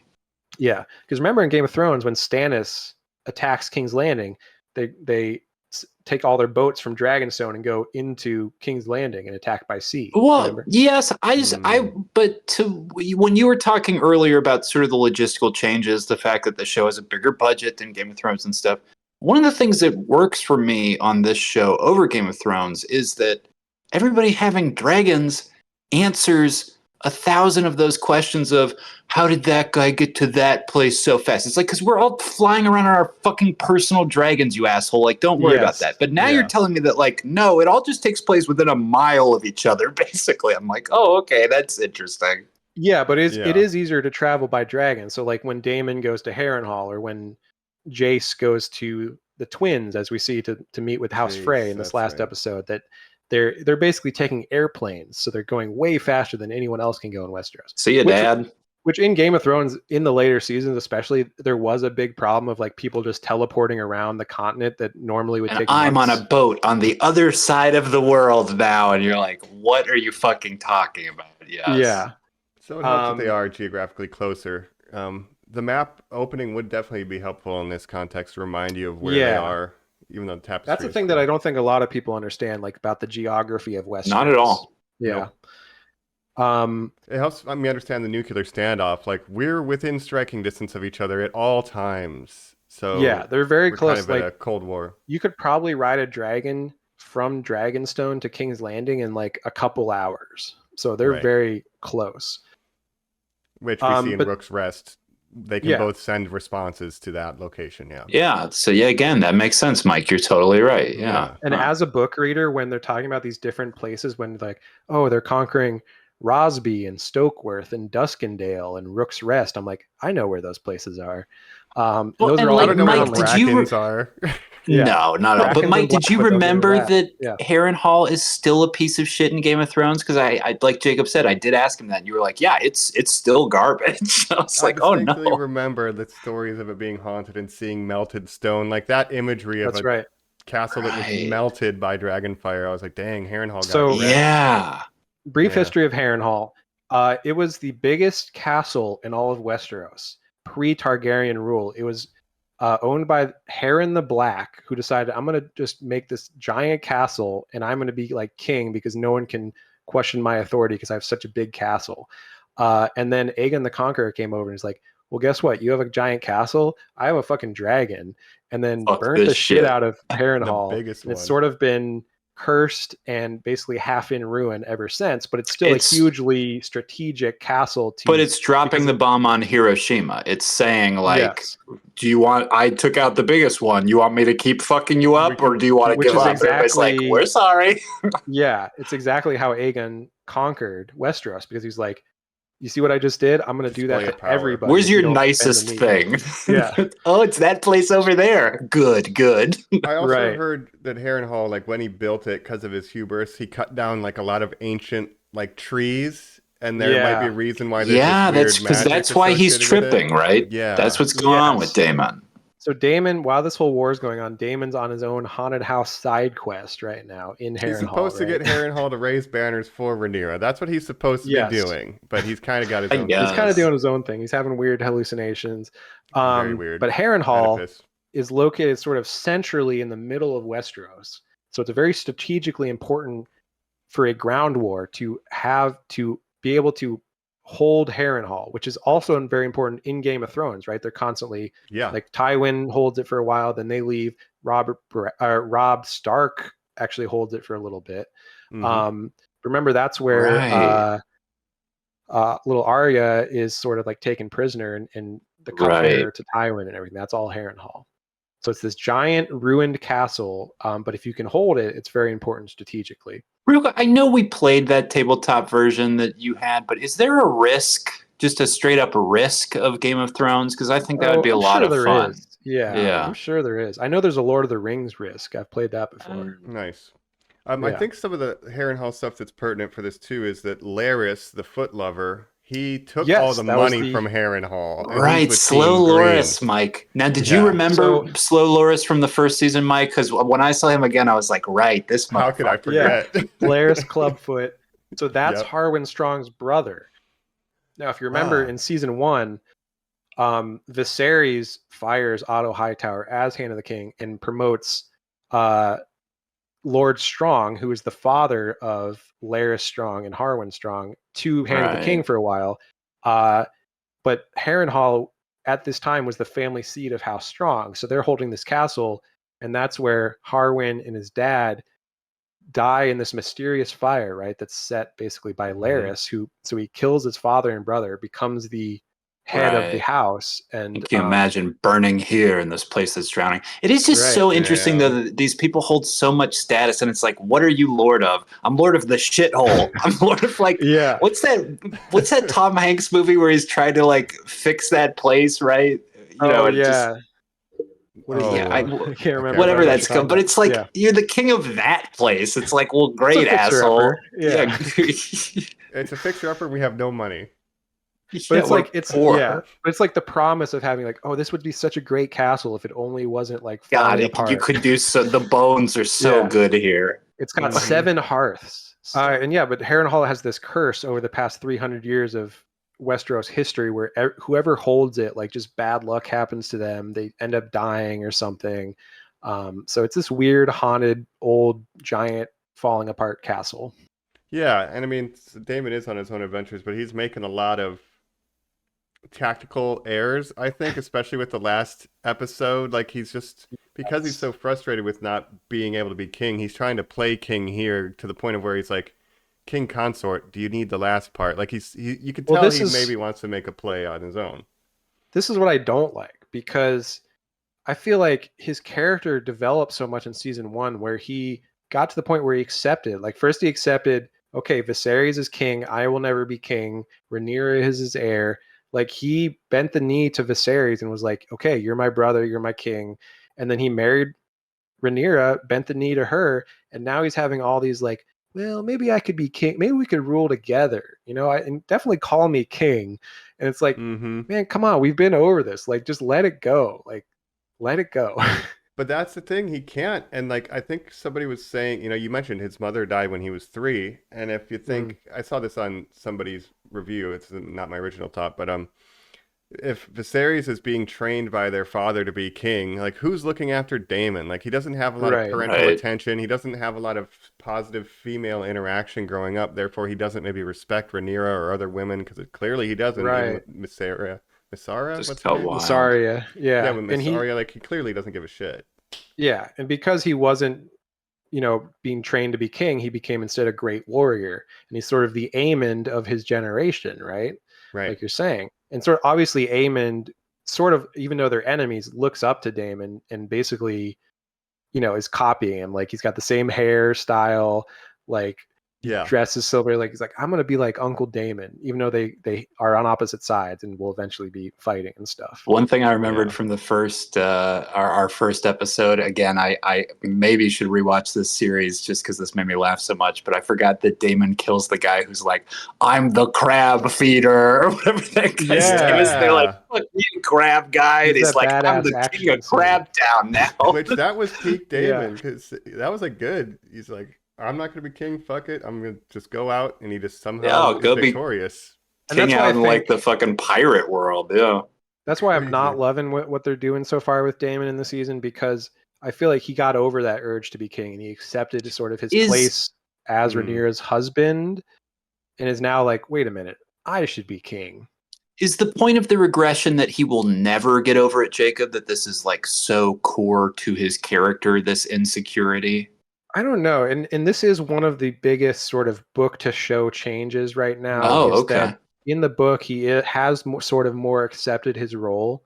Okay. Whereas this, it feels regressive, where he's still like trying to be king. It's like, dude, just give it up. Like, it's really telegraphing a downfall to me. I kind of thought it was leading towards something the books were implying. So I'm kind of shocked to hear the opposite. Okay. No, I think in the books, he's definitely more like, he defers to Rhaenyra as the queen. It's like, I will fight your wars for you and stuff, but I accept you as my queen. I just want to ride my weird little wormy dragon. Dang. And now he's explicitly saying, like, I'm going to go march on King's Landing, take it over, declare myself king, and if Rhaenyra wants to rule with me, cool. If not, war. The other thing is, like, it's all you could... I can kind of see it might be the influence of Harrenhal, and he's like being drugged by this like witch, and he keeps having these weird hallucinations and stuff. So he's kind of like coming in and out of consciousness, right? He's having this whole weird like haunted house plot while this war is going on. Yeah. And like this. Well, and you say you don't like it, Mike. I'd love to hear your opinion. I hate this. I was shocked to see Slash Film, an aggregate, sort of film review website I like, put out an article about this specific episode that was titled "Finally, we get something good." The only arc good on House of Dragons is the Haunted House Daemon arc because it's the only thing that's different than anything we've ever gotten in Westeros before. I was like, that is not why I am tuning into this show here, people. No. And I will say, there is a certain contingent of fans that I see a lot, like on Twitter and stuff, very hardcore book purists who, this might surprise you, hate this show, hate Ryan Condal, the showrunner. I think every change from the book to the show is like terrible. And most of them I don't really agree with. It almost reminds me of like the anti-woke Star Wars people, but they're coming the other way where these people aren't anti-woke. They're actually the other side where they're very like into pronouns and stuff. But I think they're all like 18 to 22 years old, but they're book purists. They're like, George R. R. Martin would be pissed at all these changes they're making. And some things I do agree with them on. And one of their major things. Yeah. But probably looks at those scripts. But Mike, do you like this Daemon subplot at all? I have not really enjoyed the time we're spending in Harrenhal, except for like when the witch is giving him a hard time, and when the townspeople were like, "Fuck you, fucked up all of our shit. Targaryen banners were all over. Our people getting kidnapped and murdered. Like, fuck you, Daemon. We're not gonna." I like the neutering of Daemon's tactics, Mike. I agree with you there. Where literally in this last one, he's like, kind of threatening to kill people is really the only move I have. So if they're kind of down to die, like I really don't have that much power. Yeah, he's literally like confused because they're like, we choose fire. He's like, wait a minute. Fascinating to see him come to that conclusion of like, wait a minute, I can't just kill every issue I run into. Yeah. And there's a moment when he was like telling the guy, there's some things the crown can't be seen doing. And it's like he's trying to like be secretive of something maybe he picked up from Mysaria, but he doesn't know how to like be clear, so they're still waving his banner around, murdering people. It's like, you idiot. Yeah. And as a Targaryen, he's used to just like ordering people around, right? And having dragons is like the ultimate trump card to be like, if you don't do what I say, I'm gonna fucking burn you to death. Do it. And he's like stumped. And so he shows up to Harrenhal thinking it's going to be so easy to like raise an army and everything. He's having all these problems. What is going on here? Yeah. Just losing his mind. Place is a shithole. Yeah. But I do agree with these hardcore book purists that I don't love what they're doing with Daemon. I think they can still change it. Like I think they can still pay it off eventually because he is maybe being corrupted by this witch. So this witch is Alice Rivers, who's a bastard of the Strong household. Who is actually a very important character later on. So I don't spoil too much. Yeah. I guess it's interesting. Is her name the same as his mom's name? Allison? Is that what you said? Was it that his mom's name was Alyssa? Her name is Alice, which is spelled Alys. So it is very similar, actually. Okay. She becomes she'll be important. The Brackens and the Blackwoods. If I can touch on this for a minute, I can't even imagine what's going on here. So the Brackens and the Blackwoods have this ancient rivalry that's sort of been explained in the show. Yeah. Going back hundreds of years. These the two Hatfields and the McCoys. Exactly. Yeah. And they're both bannermen to House Tully, which is the Lord of the Riverlands, right? Think Catelyn Stark is a Tully, right? Married into the Stark family. Tully. Hoster Tully was her father in Game of Thrones. And this is something that's even referenced in Game of Thrones, the Blackens and the Brackwoods. The Brackens and the Blackwoods, two river houses that just have hated each other for hundreds of years, even though they're both bannermen to the same lord. They just have this ancient family feud, and they're using this war as sort of a proxy to just kill each other, right? Because they just hate each other so much. Truly of the Hatfields and the McCoys, using the South and the North in the Civil War to go, we'll take opposite sides to kill each other. Sure. Yeah. And you probably don't even remember in season 1, we did see some Blackwoods and Brackens when Rhaenyra is like doing this tour to find like a husband. Remember, she goes to House Blackwood, right? And he gets in a fight with it's like two kids, and they fight to the death, and one's a Bracken and one's a Blackwood. Oh my God. But anyway, and it's these characters that we see. That's very funny. It is the Blackwood character that's interacting with Daemon now is the older version of that young character. Because remember, he's like, I met Rhaenyra once. I was courting her. She was always loved right. to see it. She was Yeah. comely, the beauty of the land. Yes, that's Yeah. right. Yeah. That's funny. Yeah. Good So for obviously you. the Blackwoods have declared for Rhaenyra. The Brackens have declared for House Green, Team Green. So they're at war, and they're just like, we just want to kill each other. We hate each other so much.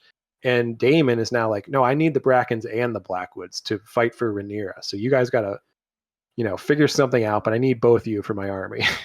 Fix your shit. I do like his quote when they do decide, like, "Oh, just burn us to death," and he's like, "They would rather like die." Yeah, I need. Like, those are the armies, kind of people I need on my side. Like, right, that's true. you Yeah.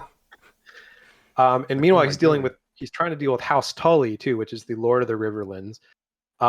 But their current head of their house is like an old man who's like super sick, and then the heir is that young kid. So remember, it's Kermit and Oscar. Why don't you kill your grandpa? You'll be killing your grandfather soon, right? I love my grandsire. He's like a father to me. That poor little boy. He's like, and then he can't David's make any like, great. without until the old guy dies. Right. But those characters But why wouldn't they also? Yeah. But wouldn't they have a regent like Aegon now does? If you're just incapacitated. You would think so, but I guess not. Okay. But that's Oscar Tully. So there's Oscar, Kermit, Elmo. Oh, that's Tully, funny. Yeah, which are literally named that's after true. Sesame Street characters. That's incredible. So, but I have to tell you this because it's very funny.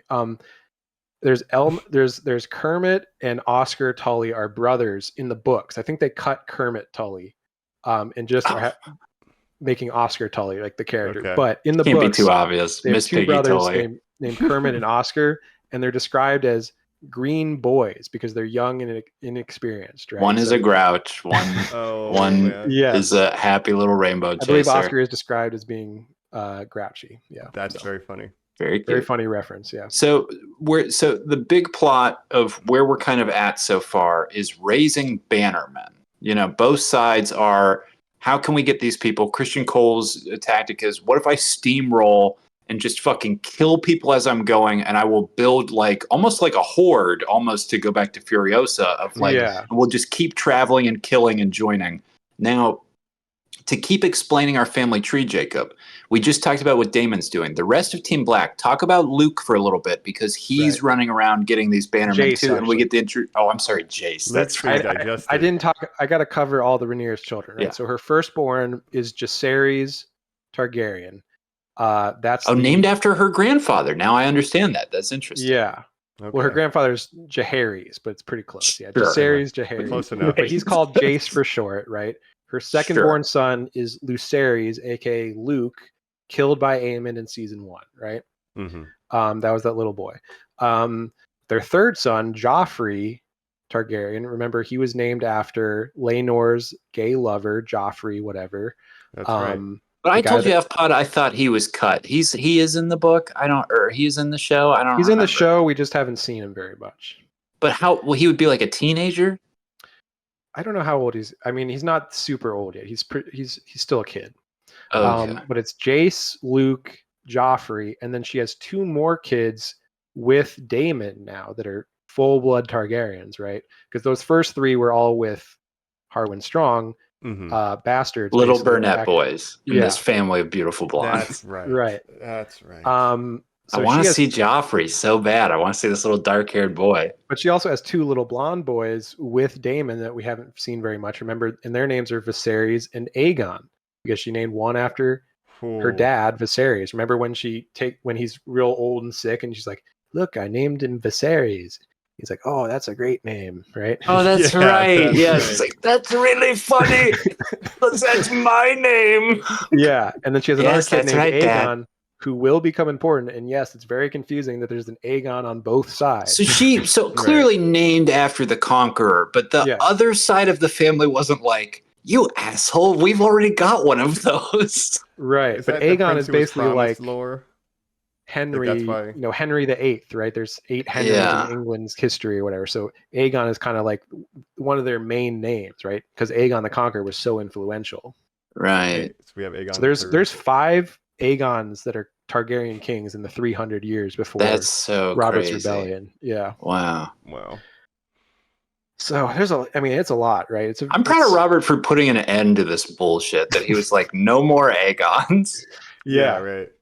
And that's what happened. Is like the Mad King Aerys, who was the last Targaryen king, Daenerys' father.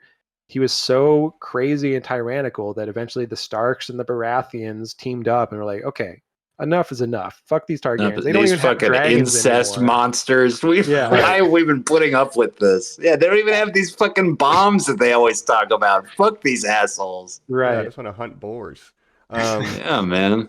But then some of Corlys's grandchildren and stuff, like one of them has a dragon. I'm trying to get that side figured out too. Because remember, Corlys is married to Rhaenys Targaryen, so those kids are half Targaryen, half Valyrian, and those are both ancient Valyrian houses.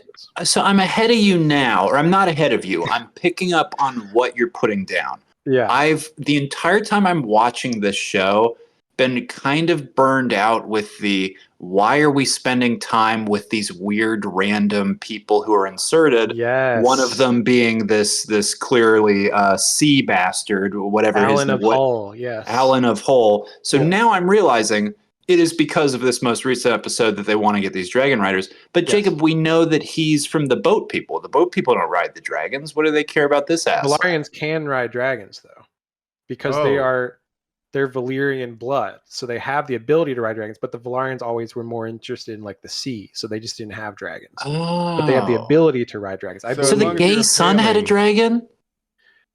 The gay son didn't, but his sister, who was married to Daemon, had Vhagar. Remember? Okay. Yeah. So if you're from Valyria, technically you could ride a dragon. Well, even if they wouldn't have given me one, if I'm Corlys, I'd have been like, fuck this. I'm going to go get Vhagar right now while you assholes aren't even fucking around. Right? He doesn't like dragons, right? He's all about ships. It's all about them boats. I know. But like if you had Vhagar, you wouldn't care about ships if you had fucking Vhagar, dog. But Rhaenys has Meleys, right? And then, now remember, so they had two kids, Laenor and Laena, who married Rhaenyra and Daemon. They both died. But Daemon and Laena's kids are Baela and Rhaena, these two girls that are half Targaryen, half Valyrian, who are betrothed to Jace and Luke in season 1. Right. Luke dies, obviously, but Baela and Jace are still betrothed. We see them. Actually, I like this recent episode. We saw a lot more of Jace and Baela and Rhaena, some characters that we really haven't called something cool like Moon Dancer. Is that Moon correct? Dancer. Yeah, that's absolutely right. Where's Sea Smoke? Is that there's Sea Smoke is unclaimed right now. Okay. And I'm going to talk about it in a minute. But Rhaena, the second daughter, doesn't have a dragon, right? And that's kind of her thing. She's like, I want a dragon. And she wasn't able to claim one. She got sent to the Eyrie, right? To be with the House Aaron. We saw a little bit of that with some baby dragons, right? So basically in this recent episode, they're getting into these we need more dragon riders. In the book, it's called dragon seed, right? If you have Valyrian blood, you are called a dragon seed if you're able to claim a dragon. And so they put the call out to different people. If you're able to ride a dragon and claim it, you can become a dragon rider. So the asshole who was like a big piece of shit in that bar episode, who's like, I'm a big deal. I'm a Targaryen. Is that's going to end up being true? That like literally these guys are like, I have like my ancestry.com said I'm 15% Cherokee. So hand me that tomahawk, motherfucker. Yeah, 1/16. Essentially, yes. Give me that dragon. Yeah. And I don't want to be too spoiler heavy because this is some stuff that's coming up. But let me say, yes, you've met some of these characters that are going to become these dragons. I'm putting it. This show has actually done an incredible job of dragon seeding these characters into the narrative. I'm actually very impressed, dog. Wow. You didn't even realize that you've met these characters. This blacksmith that we're spending a lot of time with in King's Landing. Oh, that dude! I guess because they all have white or blonde hair, I guess. But obviously, with what did you say? Is it the whole guy? Adam of Hull. Obviously, does not have white hair. Just but he's a bald guy. No bastard, right? He's Corlys's bastard, heavily insinuated to be. Right. So let me say, in the books, there are 4 dragon seed. In the show, we've met 3 of them. It seems, and this is another complaint of the book purists, the 4th dragon seed in the book seems to be a character they're cutting. And it is a fan favorite character that I'm going to talk super briefly about. But And do you think they are? That seems I to think be they a crazy are, thing. but they're combining her storyline they're making her storyline Rhaena, the second daughter of Daemon and Laena, who wants to claim a dragon, right? Oh, so okay. In the books, we've met, Ulf White, Hugh Hammer is the blacksmith, and Adam of Hull. These are these people's names. Did you know that, Mike? No, I did not know Hugh their Hammer, names. of course. Hugh Hammer. That guy's name is Hugh. The guy who's like, I haven't gotten paid yet. Yeah, His name is Hugh Hammer. Yep. He's called yeah, Hugh, and then when he becomes a dragon rider in the books, he starts calling himself Hugh Hammer because he's like, yo, I'm all about Hugh Hammer, dog. Yeah. Nice. That's funny. The fourth dragon seed in the book is a character named Nettles. Nettles, like the little things. Yeah, Nettles, Nettles, and this is a young black teen girl who basically lives on the streets. She's a street rat, like Aladdin style, stealing bread and stuff. And they do not know why she's able to claim a dragon. She has some kind of Valyrian blood, but she's basically the bastard of a dockside whore, right? That's their term for it.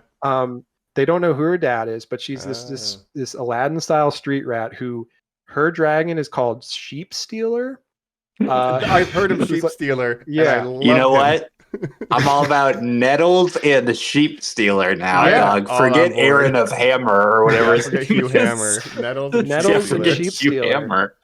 Now keep in mind, and Sheep Stealer is like a wild dragon that steals sheep from the commoners. He's just some dude who's out there. He's an asshole because no one's riding. Because there's wild dragons. We got to be worried about Sheep Stealer. But she's able to bond with Sheep Stealer because she keeps bringing him slaughtered sheep, and it's like a Pavlovian dog thing where he keeps expecting her to show up with a sheep, and she essentially trains this character him. Dog. Yeah. That's the crazy thing, that they're cutting it, and that's what the book purists are very mad about right now, because she's also, so keep in mind, canonically, the Valyrians in the show are black, right? In the books, they're not. So Nettles is canonically in the books the only black dragon rider in the history of Game of Thrones. Yeah. Right, okay. But that would make more sense why they're maybe making Rhaena, giving Rhaena her storyline and just condensing it a little bit. Can I ask you an overall question? Because, just hearing that stuff, I'm like, that's so cool. I hope that's not cut and maybe there's time to put it in there. But percentage-wise, Jacob, how much have we completed of what is it called? Fire and Blood? What is this story? Fire and Blood is the book, and it's only one part of the book, because Fire and Blood is about different eras of Targaryen rule. Okay, right.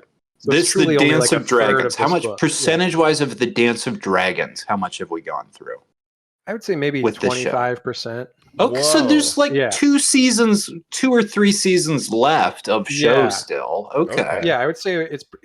If I was shocked, Mike. Did you think that? I kind of thought we were heading towards the end game here. I don't know. Maybe it's getting close to the halfway point, but yeah, there's a lot of battles to come. A lot of people dying and stuff. I don't want to spoil anything. Losing Rhaenys felt huge. Like it felt like we were moving some dominoes already. Yeah, I mean, truly, the Dance of the Dragons is like the Targaryen Civil War, right? It split up the family, and they dealt with the repercussions for like generations afterwards. So a lot of these Targaryens, they ain't gonna make it.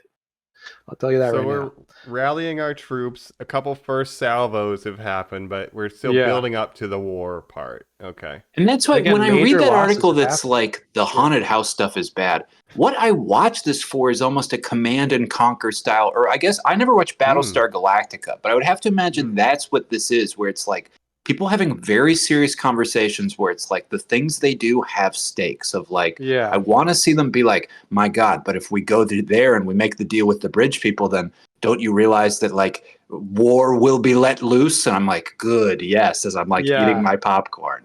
I love that stuff too. And that's what I loved about the original Game of Thrones was like during the War of the Five Kings, like the different machinations of like, what's Tywin Lannister doing? What's Robb Stark doing? You know, they're trying to gather their armies and stuff.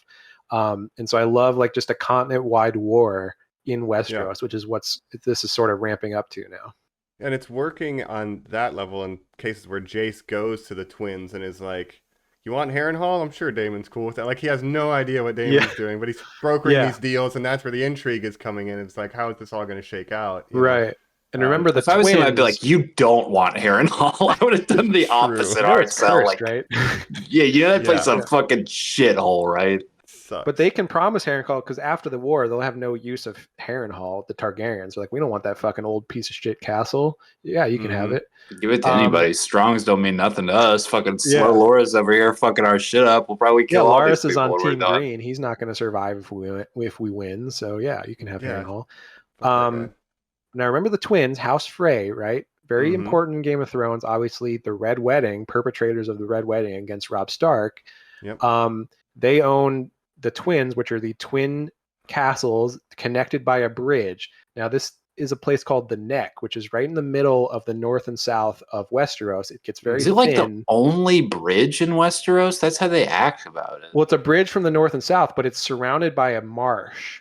So it's impossible to get armies through the marsh. So the only way through the Neck, which connects the north and the south, is that bridge. That's why Robb Stark needed the bridge in Game of Thrones. That's why they need the bridge to get Cregan Stark's troops from the north, right? Like, maybe there's other crossings, but they're miles and miles away, and tactically, like, you know, if you're moving a giant army, you want something where you can move large amounts of troops quickly. What was it in 300, Mike? The Hot Gates? Yeah, the Hot Gates. The Hot Gates, yeah.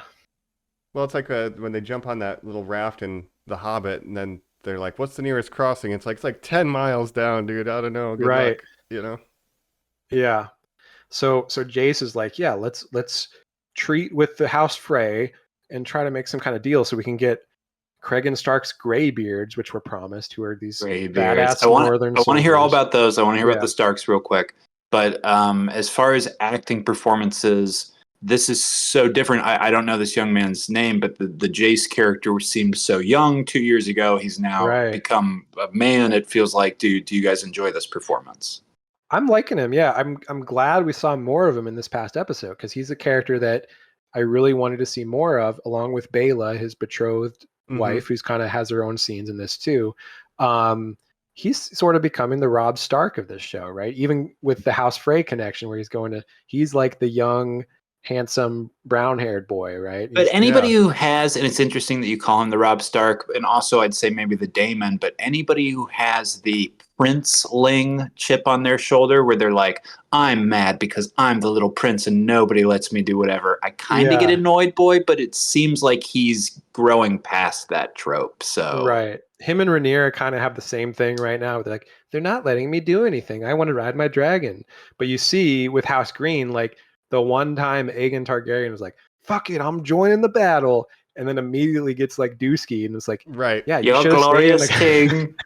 That is one thing I felt with this season is like there's a lot of really good stuff with Team Green, and I felt like the other side with Rhaenyra and Corlys and their whole group was kind of underserved for large portions. Like they didn't have as much focus on especially their side characters like Jace and his betrothed and stuff. So I appreciated getting into that more, and I do like this actor and I like his performance during the treaty and kind of his demeanor. Absolutely. So I hope we get more of that going forward. It's a good thing to point out though, Mike. Bent knees. Yes. Great. But a good thing to point out though, Mike, is that a lot of Team Black storylines are repetitive. The Daemon stuff is repeating. The Rhaenyra Jace stuff is like mirroring their own stuff, right? It's like, and I have my own theories about Team Green has been more featured in the first half of this season, and I think that's because they're sort of treading water right now with Team Black, but they'll become more important later. But because of the timeline of everything, they're not doing much right now. But they're really trying to build up Team Green a little more because it's pretty clear, like to me anyways, what side is more in the right in terms of sure. You know, I'm Team Black all the way. Let me just say that. And Rhaenyra clearly is Viserys never wavered, and like obviously the whole Aegon's dream thing was misunderstood by Alicent, and that's what started this all. But to me, it's pretty clear that Team Green is wrong and Team Black is right. Really, you know, obviously monarchy is bad. Like none of these people should be king. They should have a democracy. But other than that, if there's going to be a Samuel. Well, that's one of the storylines I do like on Team Black side is the Mysaria stuff. and she says like, look, one of you guys is going to rule the common people. I know how they suffer, but only you've shown mercy out of the people that I've met. So I'd rather have you be in there than Team Green. And Mysaria has such an interesting storyline. So I'm so glad she's back. Second biggest rebound character to me, Mike. She's huge for me this season. So, I really like her. First of all, I really like this actress. Her name is Sonoya Mizuno. Ex Machina. That's right. She's in a lot of Alex Garland stuff. She's like in every Alex Garland movie as like a cameo. That's exactly who it is. I love her. Yeah. So she was the robot, not the Alicia Vikander, the main robot, but the less sort of advanced robot. Silent in Ex Machina. Yeah. She's in like every Alex Garland movie post Ex Machina, and she's also the lead of Devs, which is the Alex Garland show that he made that I haven't seen. She's got this interesting accent. She's doing this show now. I'm hearing her voice without that accent, and it's Devs. Like it's hitting me so hard. Have you seen Devs? So I've never seen. I really like all of Alex Garland's work. I haven't seen Civil War, but Devs I really liked, and I thought she was amazing in it. So I need to check that out because I'm a huge Alex Garland fan, of course, and I've heard really good things about it. So it's on my list to watch. But yeah, I love this actress, Sonoya Mizuno, and obviously she was Daemon's mistress in season 1. Then she was called the White Worm, right? And she was sort of doing stuff in King's Landing. Briefly tried to align with Otto Hightower, but he backstabs her basically. So she escapes King's Landing, goes to Dragonstone, and now she's sort of Laris Strong is the Master of Whisperers for Team Green. She's becoming the Master of Whisperers for Team Black. So very cool stuff there. And she's the one who susses out the plot to send the Eric brother. Like she catches that and is able to save the queen, and thus Rhaenyra is indebted to her and kind of Didn't I just see that face, you fucking asshole? So I was trying to remind Colin about in the last couple episodes of season 1, the whole thing where when Viserys dies, they're looking for Aegon to like crown him, and he's out like in King's Landing, like at brothels and stuff, so they got to find him. She sort of like keeps him safe and is like, hey, I've got Aegon. If you work with me, like I can tell you his location and stuff. I don't want anything bad to happen to him. And so and that's where Eric and Arik are kind of introduced as characters, where one is like siding with Team Black, one siding with Team Green.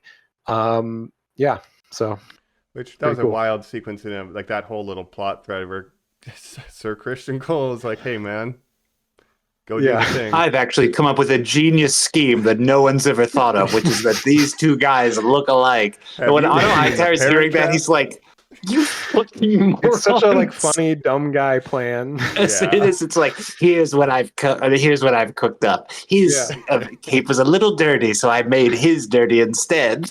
Like, great. And literally, like I don't know if it's Sir Eric or Sir Arik, but he's like, you're like sending me my death. Like I'm definitely not going to succeed. This plan is stupid. Glory. I have to do it.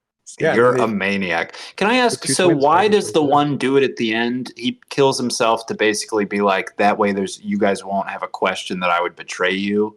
Yeah. Well, ultimately he was the one that sided with Team Black, but he was like, fuck it, I just had to kill my twin brother. Like, so he killed himself because he's like, this is fucking twisted. I'm getting out of this shit. Okay. I think so. It was like an honor bound thing. Like, that might be it too. But he is the we one. We were one. You made us two. The things they yell at each other while they're fighting are insane. You were my brother, Anakin. Also, have you seen that guy? He's like fully sleeved in real life. He's like a biker dude. He looks awesome. Is it twins in real life, or is it the same actor playing? I think it's just one guy. Because I don't even know how they filmed like that fighting sequence. I gotta look up if that's twins or not. Maybe they're twins. Yeah. But I guess so I'm loving the Mysaria stuff that she now has a Master of Whispers, and like if they aren't gonna cut Nettles and Sheep Stealer, like maybe it gets introduced in the next couple episodes with her little underground web I could see it still being in. Based on like leaks and stuff that have been released online, like it seems like they're cutting that character, but again, putting her storyline to Rhaena Targaryen, the younger sister of Baela, who doesn't currently have a dragon right now, and really wants to bond with a dragon. Origin story, I like a little. No, I love Nettles. If Mysaria's like, hey, Nettles. I found this girl. She might kind of like maybe be interested. She also has like a weird plot later on where she's basically her and Daemon become romantically involved because Daemon's like, dude. oh, this teen dragon riders really really I feel something. like you couldn't cut that then. Yeah. Unless he goes yeah. back to his daughter. That's one of the more sort of like icky subplots of the books where it's like, Damon, can't you just like stay faithful to your niece wife? To your already young Bro. wife. Yeah. Yeah. Oh my gosh. No, I get the urge every 5 years. But she becomes like a really badass dragon rider who's like hugely important in the war and Nettles. stuff. So yeah. Nettles and Tom Hammer. I'm excited. Hugh man. Hammer, Ulf White. Stealer. Yeah, Adam of Wolf Hall. White. So it'll be interesting. This whole dragon seed stuff is going to be great. I mean, more dragons, more dragon riders. I'm all for it. Now, There is another dragon, Sea Smoke, which is actually I'm Yeah. remembering now that was Laenor Valarian's dragon, the gay guy, Oh, so he did have one. which is Okay. unclaimed Was right his. now. Yeah. Got it. I want to go to episode 4 with a big dragon fight in Rook's Rest. Did you guys?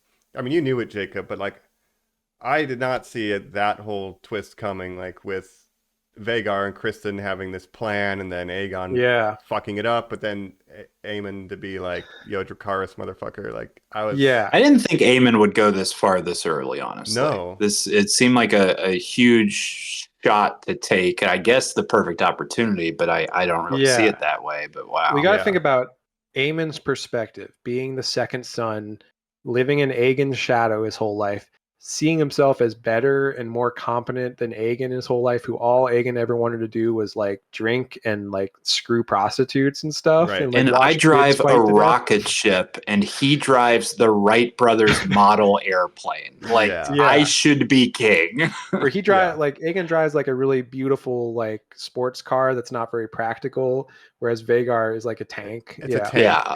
Yes. The It's world's a largest machine for tank. warfare. Yeah.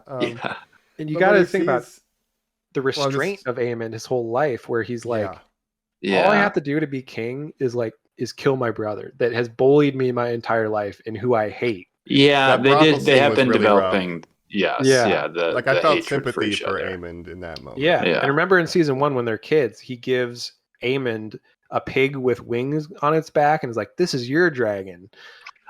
Yeah. Remember that? Aegon does that to him. That's Aegon really does that to funny. Aemon, You know yeah. what? I like Aegon. He's really funny, even though he's kind of a got piece some of good shit. jokes. He's a piece of shit, but He's got like a some good prankster jokes. more Yeah. than he is like a sadist. Like And Joffrey this was. whole season was basically where he's like, "Have you seen my boys? I got my 2 boys on my squad now." And he just like likes going around with them. He's like, "What if I put on this asshole's armor?" They're like, just "Yeah, you promote- should do it." He promotes his dumb friends to the Kingsguard, and he just basically wants to drink and hang out and have sex with prostitutes. Really, and watch best case scenario children for fight any to of the us. death. If we're not Yeah. like slave Northmen, like hopefully the king thinks I'm cool. Right. And then And then yeah, that benefited Aegon. That's the ironic thing about it is Aegon has no interest in being king, does not want the responsibility. Aemond is like born to be king, but because he's the second son, he has to be like, "No, I'm not going to be king." right, but then when we see Sunfire come in and he's like, "The fucking plan, you like idiot," and then to just wait it out and see like maybe he's just gonna die, like that whole thing. I was like, "Damn, Aemond, you are going crazy right now." So what And happens to summarize it? Basically, they want to attack Rook's. They want to capture Rook's Rest, which is the last sort of tower or village. So they're taking all the villages surrounding where Dragonstone, which is an King's island, Landing. all the area, the coastline around Dragonstone, so they can sort of lock them away from moving an army onto the mainland, right? By controlling all See, these. I thought they were surrounding Harrenhal. Again, I'm lost on the geography. Okay. So their plan is like Rook's Rest, this little tower is very strategically important for them. Kristen Cole and Aemond are kind of scheming behind Aegon's back, who is the king. And that's why Aegon's like, they're not listening to me. They're like talking without me. They're making plans. This is fucking bullshit. So he just gets drunk and is like, you know what? I'm going to take my baby Sunfire out and I'm going to prove that I'm a badass king and a fighter. Yeah, and it almost ruins the whole fucking plan because of that.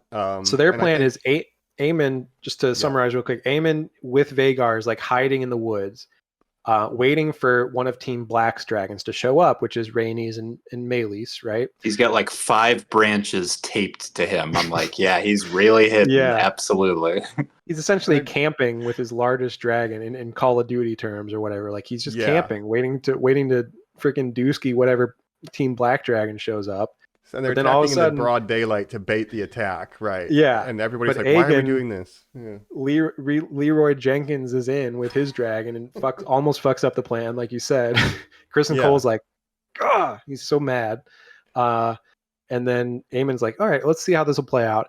Then he sees basically Aegon getting Dusky'd by Rhaenys and Meleys, who are the more experienced dragon rider and dragon. He's like, all right, fine, I'll go in. And then clearly when he Dracarys he is not too concerned about where Aegon is in relation. He's just like, I'm just about to Dracarys the shit out of these two dragons. Yeah. Right? Yeah, and you could the realization in Aegon's face of like, oh no, I'm gonna get Dusky'd. Aegon's like, oh, good, my brother's here. He's gonna come to my defense, and he's like, wait a minute. Hold on. So him and Sunfire fall from the sky, right? Super injured, super burned up. Yep. He's like close to death. He's have burns all over his body, broken bones. Sunfire's the same. Like it lost a wing. I'm pretty sure it's like very injured but not dead. Yeah. Damn. And then Meleys obviously, and it's dead now. So and Meleys, and what a great way for Rhaenys to go out, where she's like, she could have bailed when Vhagar showed up and like, fuck this. I'm not going about one twice, versus two. maybe. Yeah. She has two options to escape. But she turns back and she's like, no, I need to do what I can. She keeps saying, sorry, Meleys. Because clearly Meleys too is like, we should book it, right? It's like, God, I wish we could. Yeah. And Meleys is like this beautiful red dragon called the Red Queen, another female dragon. Oh. Yeah. Again, like you said, they were old friends. Yeah. And Vhagar's having to kill all these old friends. It's like, damn, it's fucked up. But Vhagar took some damage. They're saying like Vhagar's recovering now. Obviously, they got clawed up and stuff. It's pretty rough. And was Aemon gonna kill Aegon if Cole didn't show up? Now, was he holstering the sword or pulling it out, Mike? Yeah. It's sort of open-ended where it's like he could very easily just finish off Aegon and be like, all right, I'm king now. Right. But then Cole shows up. Who knows what he was going to do? And now Aemon is king regent, right? Right. And Cole maybe feels like, I got manipulated the fuck out of me during this whole thing. Like, he doesn't realize how stupid he is that like Aemon. Yeah, you idiot. I've been using you to play my brother. Now, Jacob, book accuracy here. This is what happens to Aegon. He survives. Okay. He survives. He's still important to the plot, but he's still important to the plot. A guy operating on him was like, he'll probably never wake up again. Okay. Yeah. I don't want to spoil too much, but he looks like reverse Viserys now. He's got to have a mask on his face and shit. I was definitely getting the vibes of like him laying in the bed versus Viserys laying in the bed with the mask and stuff. Oh, yeah. It's like the same room where his models were, right? Yeah. Yep. Yeah, we saw him break up those models earlier in the season when he was mad at his daddy. When his son dies, because they do the blood and cheese. The blood and cheese, which we didn't even talk about. But I also want to mention, so Alicent, what she's going through right now, where she's like, wait a minute. My one son's an idiot. My other son is like evil scheming guy, and I can't. We need to talk about Aemon. And my boyfriend is now not listening to me either. And now and she's realizing. So obviously there was this small council meeting where there's like who's going to rule while Aegon's, recovering or whatever.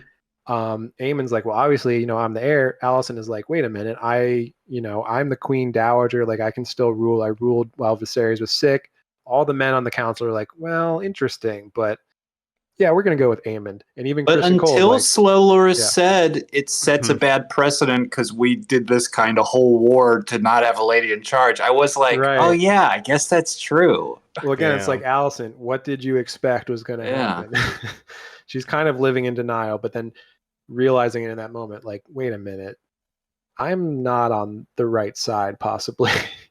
And also echoing like Rhaenyra's council, where they just don't want her to take any action or do it. Like they don't heed her suggestions. And Rhaenyra's having her own problems, and even though they're accepting her as queen, they're still like, well, you're the fairer sex, and therefore you don't know about war. And she's like, wait a minute, we've had peace for like 30 years. You don't know about war either, motherfucker. Yeah, you haven't fought either. Hey, come on now. That guy's like, come on, hey, come on. Go talk to Daemon. That's why I like the scene at the end with her and Jace when she's like, I can't do shit. It sucks. And then they kind of come up with, well, let's get some dragon seed maybe. Like we could the family plan and to Mike, for the stinger of the episode to basically be them turning, seeing a bunch of scrolls that are their lineage, but basically to be like, damn, we got a lot of paperwork to do. And for me to be like, yeah, like as it's happening, like is kind of like the power of the show.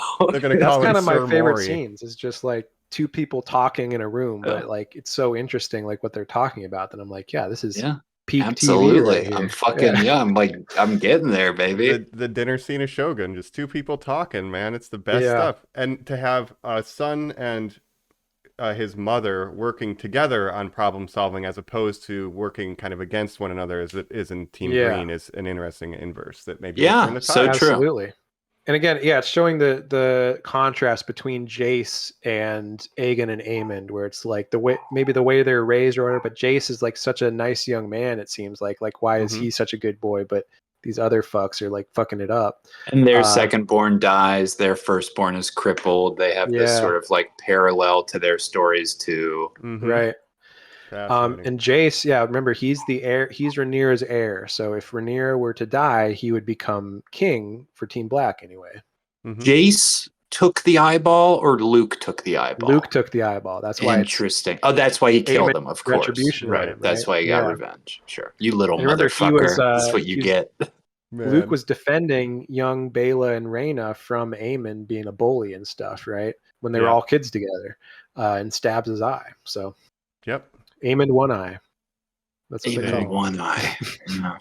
Dang. Basically, if you lived in Game of Thrones and you have some kind of disability where you lose an arm or something, you just people start calling you Jacob One Arm. Yeah. Right. If you have a strong hammer. Or hammer. I mean, that's what you get, dog. Yeah. Yeah. Laris Clubfoot. Yeah. Fair. But yeah, man, House of the Dragon. Lots going on. I appreciated that whole that I not only feel better about the show, a little more appreciative, but it's reaffirmed what I liked about it, dog. So thank you for taking us through that. Again, I think the geography just kind of people lack the context in the show sometimes. And like if you're reading the books, like in the Song of Ice and Fire series, in the front of every book, there's like a map, right? A map of all of Westeros. So you're reading the book, they name some place, you can go look in that map and be like, oh, so that's there. King's Landing is here. Okay, I see what's going on. And you just get so much more context of like where people are in relation to each other. Right. Yeah. I think I'll just start looking at a map. I might rewatch season 1. Yeah. Just to again, have it I on would in the recommend background it because I'm loving being back in Westeros for this season, and I just want more, and I had to keep waiting. Yeah, it's a lot of a family dissolving over the loss of a patriarch figure, and you just really don't realize how much media is like that until you don't want to watch media like that. So I'm not positive that I'll be rewatching it, but I don't know. That's a good point. We did get a little bit of Millie Alcock, young Rhaenyra from season Returned. 1. Yeah, we love our little Supergirl. I can't wait, That's dog. right, We love Millie Alcock. She's going to be Kara Zor-El, Supergirl in the James Gunn DCU, so get ready for that. Yeah, oh, wow, nice. Pretty good casting. Yeah. Well, in that case, is there anything else? Or should we go to final thoughts? Are you thinking? I think that felt big. Thoughts, maybe make some predictions and go from there. Yeah, this is a great recap, though, Jacob. Thanks for being the maester of the lore. No of the problem. Dragons. I this is one of my favorite franchises, so I just kind of love to absorb every little detail and be just be a nerd about it, Maybe I'll be getting audiobooks soon. Who knows? Or real books. But we'll talk about it. Final thoughts right after this. We're back here on Game of Thrones. We're wrapping up, talking a little hot D. We had a little hot D of our own, House of the Dragons. That's right, here on Normies Like Us. Let me tell you guys real quick about my dragon. This is my fantasy, because hearing all that stuff, is there a character like this, Jacob, in the history of Game of Thrones? I want to be the Dragon Knight. Is there a guy who's just a good guy who had a dragon? There is a character called the Dragon Knight, I believe. Oh, okay. Aemon the Dragon Knight, which is another Aemon. There's multiple Aemon Targaryens, obviously. Great. There's been many princes and kings of Targaryens with similar names. Of course. What is his dragon's name? I don't know. I'd have to look that up. But he's not also an Aemon who had Vagar by chance. Jesus Christ. No, this is okay. Aemon the Dragon Knight. This is Aemon without a D on the end, different than Aemond. Oh, But, interesting. if you remember, there's a Maester Aemon on the wall in Game of Thrones who was an old Targaryen who had too many brothers. So he's like, you know what? I'm going to go to the wall, become a Maester to lessen the questions of succession, basically. Okay, so this is literally the exact story I want to live. So if you translated my life story into the world of Game of Thrones, I am the third born male of a brown-haired family that mixes into a ton of blondes who are of different then ages, where succession would go to them. Third, it's not happening. No responsibility would ever come my way. So if they were like, what are you going to do, young Lord Colin? I'd be like, I'm stealing the title. Give me the smallest dragon egg that we have. What's like the runt? I want to be known as Colin the Runt. Give me the tiniest one. And then, and this is why, Jacob, you shared off pod this incredible video that was exactly what I wanted. The sizes of every named dragon in Game of Thrones. Because I wanted to see specifically if there was a personal sized one. Now, Luke's, Caraxes, is that his name or is it Araxes? Arax. Arax. So Arax is the closest to what I want. He is still too big. He's a baby. But even in that list, they note that as a baby, he's very small.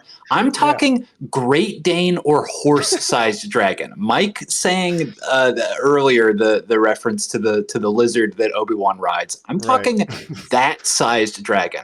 I want a goofy dragon that doesn't speak High Valyrian. He's just feeling my vibes. He reacts like Scooby-Doo.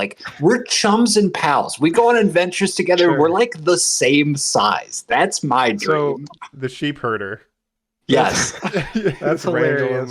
And here's what his name would be, because my favorite character is obviously Sir Pounce, the little cat who is knighted. Yes. I would tell my family, Sir Colin, I would knight myself. I'd be like, I'm leaving. And I'm taking Sir Clouds, my dragon, because we fly around in the clouds. And the 2 nights, I'd be like, we're going on adventures and we're never coming back. If you guys ever made me try to Civil War each other, I'll kill myself. So you'd be like a bastard Targaryen or something? I would. But anytime anybody was like, well, we have to, kill our cousins, which means we'll rally the dragons, they'd be like, well, leave Colin out of it, because he's kind of doing his own thing or whatever. He's not bugging anybody. He's him and Sir Clouds aren't a big deal. They're so tiny and they just have fun. I just want to do that. Yeah. I don't want That's to be amazing. Here's my pitch. I'm a knight. I go on adventures. I fly in on little Sir Clouds. He can't fly very long. He can do 4-hour treks. He's so small, right? And then we land, and I'm like, what's going on here? And people are like, those assholes stole our water. And I'm like, I'll be back in a bit. And then I go kill those guys, and they're like, what's your reward? And I'm like, I don't know. Can we sleep here tonight? That's it. That's all life would be. And then I bump into a traveling bard musician named Sir Jacob and a fucking cook named Sir Mike. What a little adventure we all go on together. Doesn't that sound pretty good? That sounds great. We're the vigilantes of Westeros. We solve crimes and no one is mad at us. There's none of this political bullshit. I like the Brotherhood without banners. Yes. Helping the Yes. small folk. Yes. And yes. Exactly. With the dragon. We go over the wall. The Lord of Bones is like, "What are you guys doing?" I'm like, "I don't know. This is Sir Clouds." Yeah. I will say this. So the history of Targaryen dragons, they slowly began to die out, right, over the next 100 years, to where Game of Thrones, there's no dragons for the last 100 years. The last Targaryen dragons, they were getting smaller and smaller because they were kind of so inbred, right? And they kept trying to breed new dragons, but it was as the magic, and this is sort of written in the books, as the dragons are dying out, the magic is leaving the world. The world's getting less magical.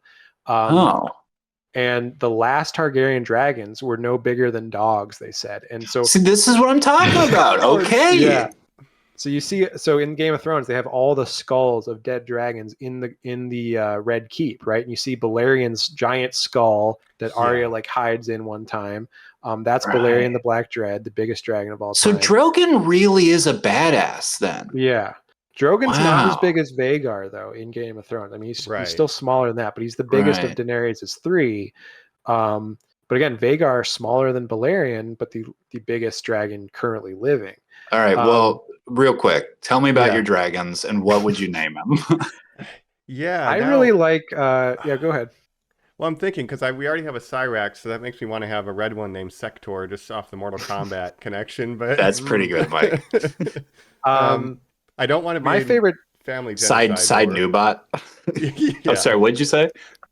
Well, my favorite dragon in the show is Caraxes, Daemon's long neck looking noodle. You dragon. like the worm boy? So I would like to have a worm boy, maybe like a red worm boy.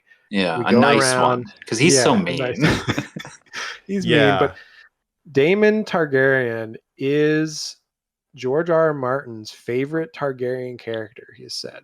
Is that his favorite, but not his favorite character? Who's his favorite? Not character? His favorite character. I believe Tyrion. It's Nettles. Bro. Oh, it's Tyrion. Of course, that sort makes of George sense. R. R. Martin's like, his stand-in POV character. Yeah, his stand-in. And his wife's favorite character is Arya, and she made him promise to never kill Arya in the books. Both those characters have very large main character energy, so it makes sense that they're both the favorites. Sure. But Daemon Targaryen, the way he's written the books, George R. R. Martin loves it because he's such a complex character, because he's got bad qualities to him, but he's also got some good qualities. And that's kind of why I'm not loving the direction he's going in season 2, where it's like his bad qualities are coming out more. It's like, I mean, he's got some good things going on too. Like he's not all bad. He's a piece of shit. He is a piece of shit, but kind of all the Targaryens are. And like, I think, at this point, he's beyond reproach. At the point of this season where he's clearly just like, I'm gonna take the castle, be king, fuck it. Like, but I don't know if he's gonna go. He's not gonna go through with that because he's again being hallucinated upon. He's drinking weird potions. He's having weird visions. So I think his mind is sort of being messed with, and I think ultimately he is going to work it out with Rhaenyra and accept like his position in all of this, like he did with Viserys in season 1. What a horrible position being king is. Yeah, like king consort. Man. Like, okay, you're not sitting in the throne, but you're still married to the queen. But he's like, why do you have to say that last word? King consort. I love this actor that's playing this strong that guy too. rules. Yes. Yeah, he's so my funny. lord.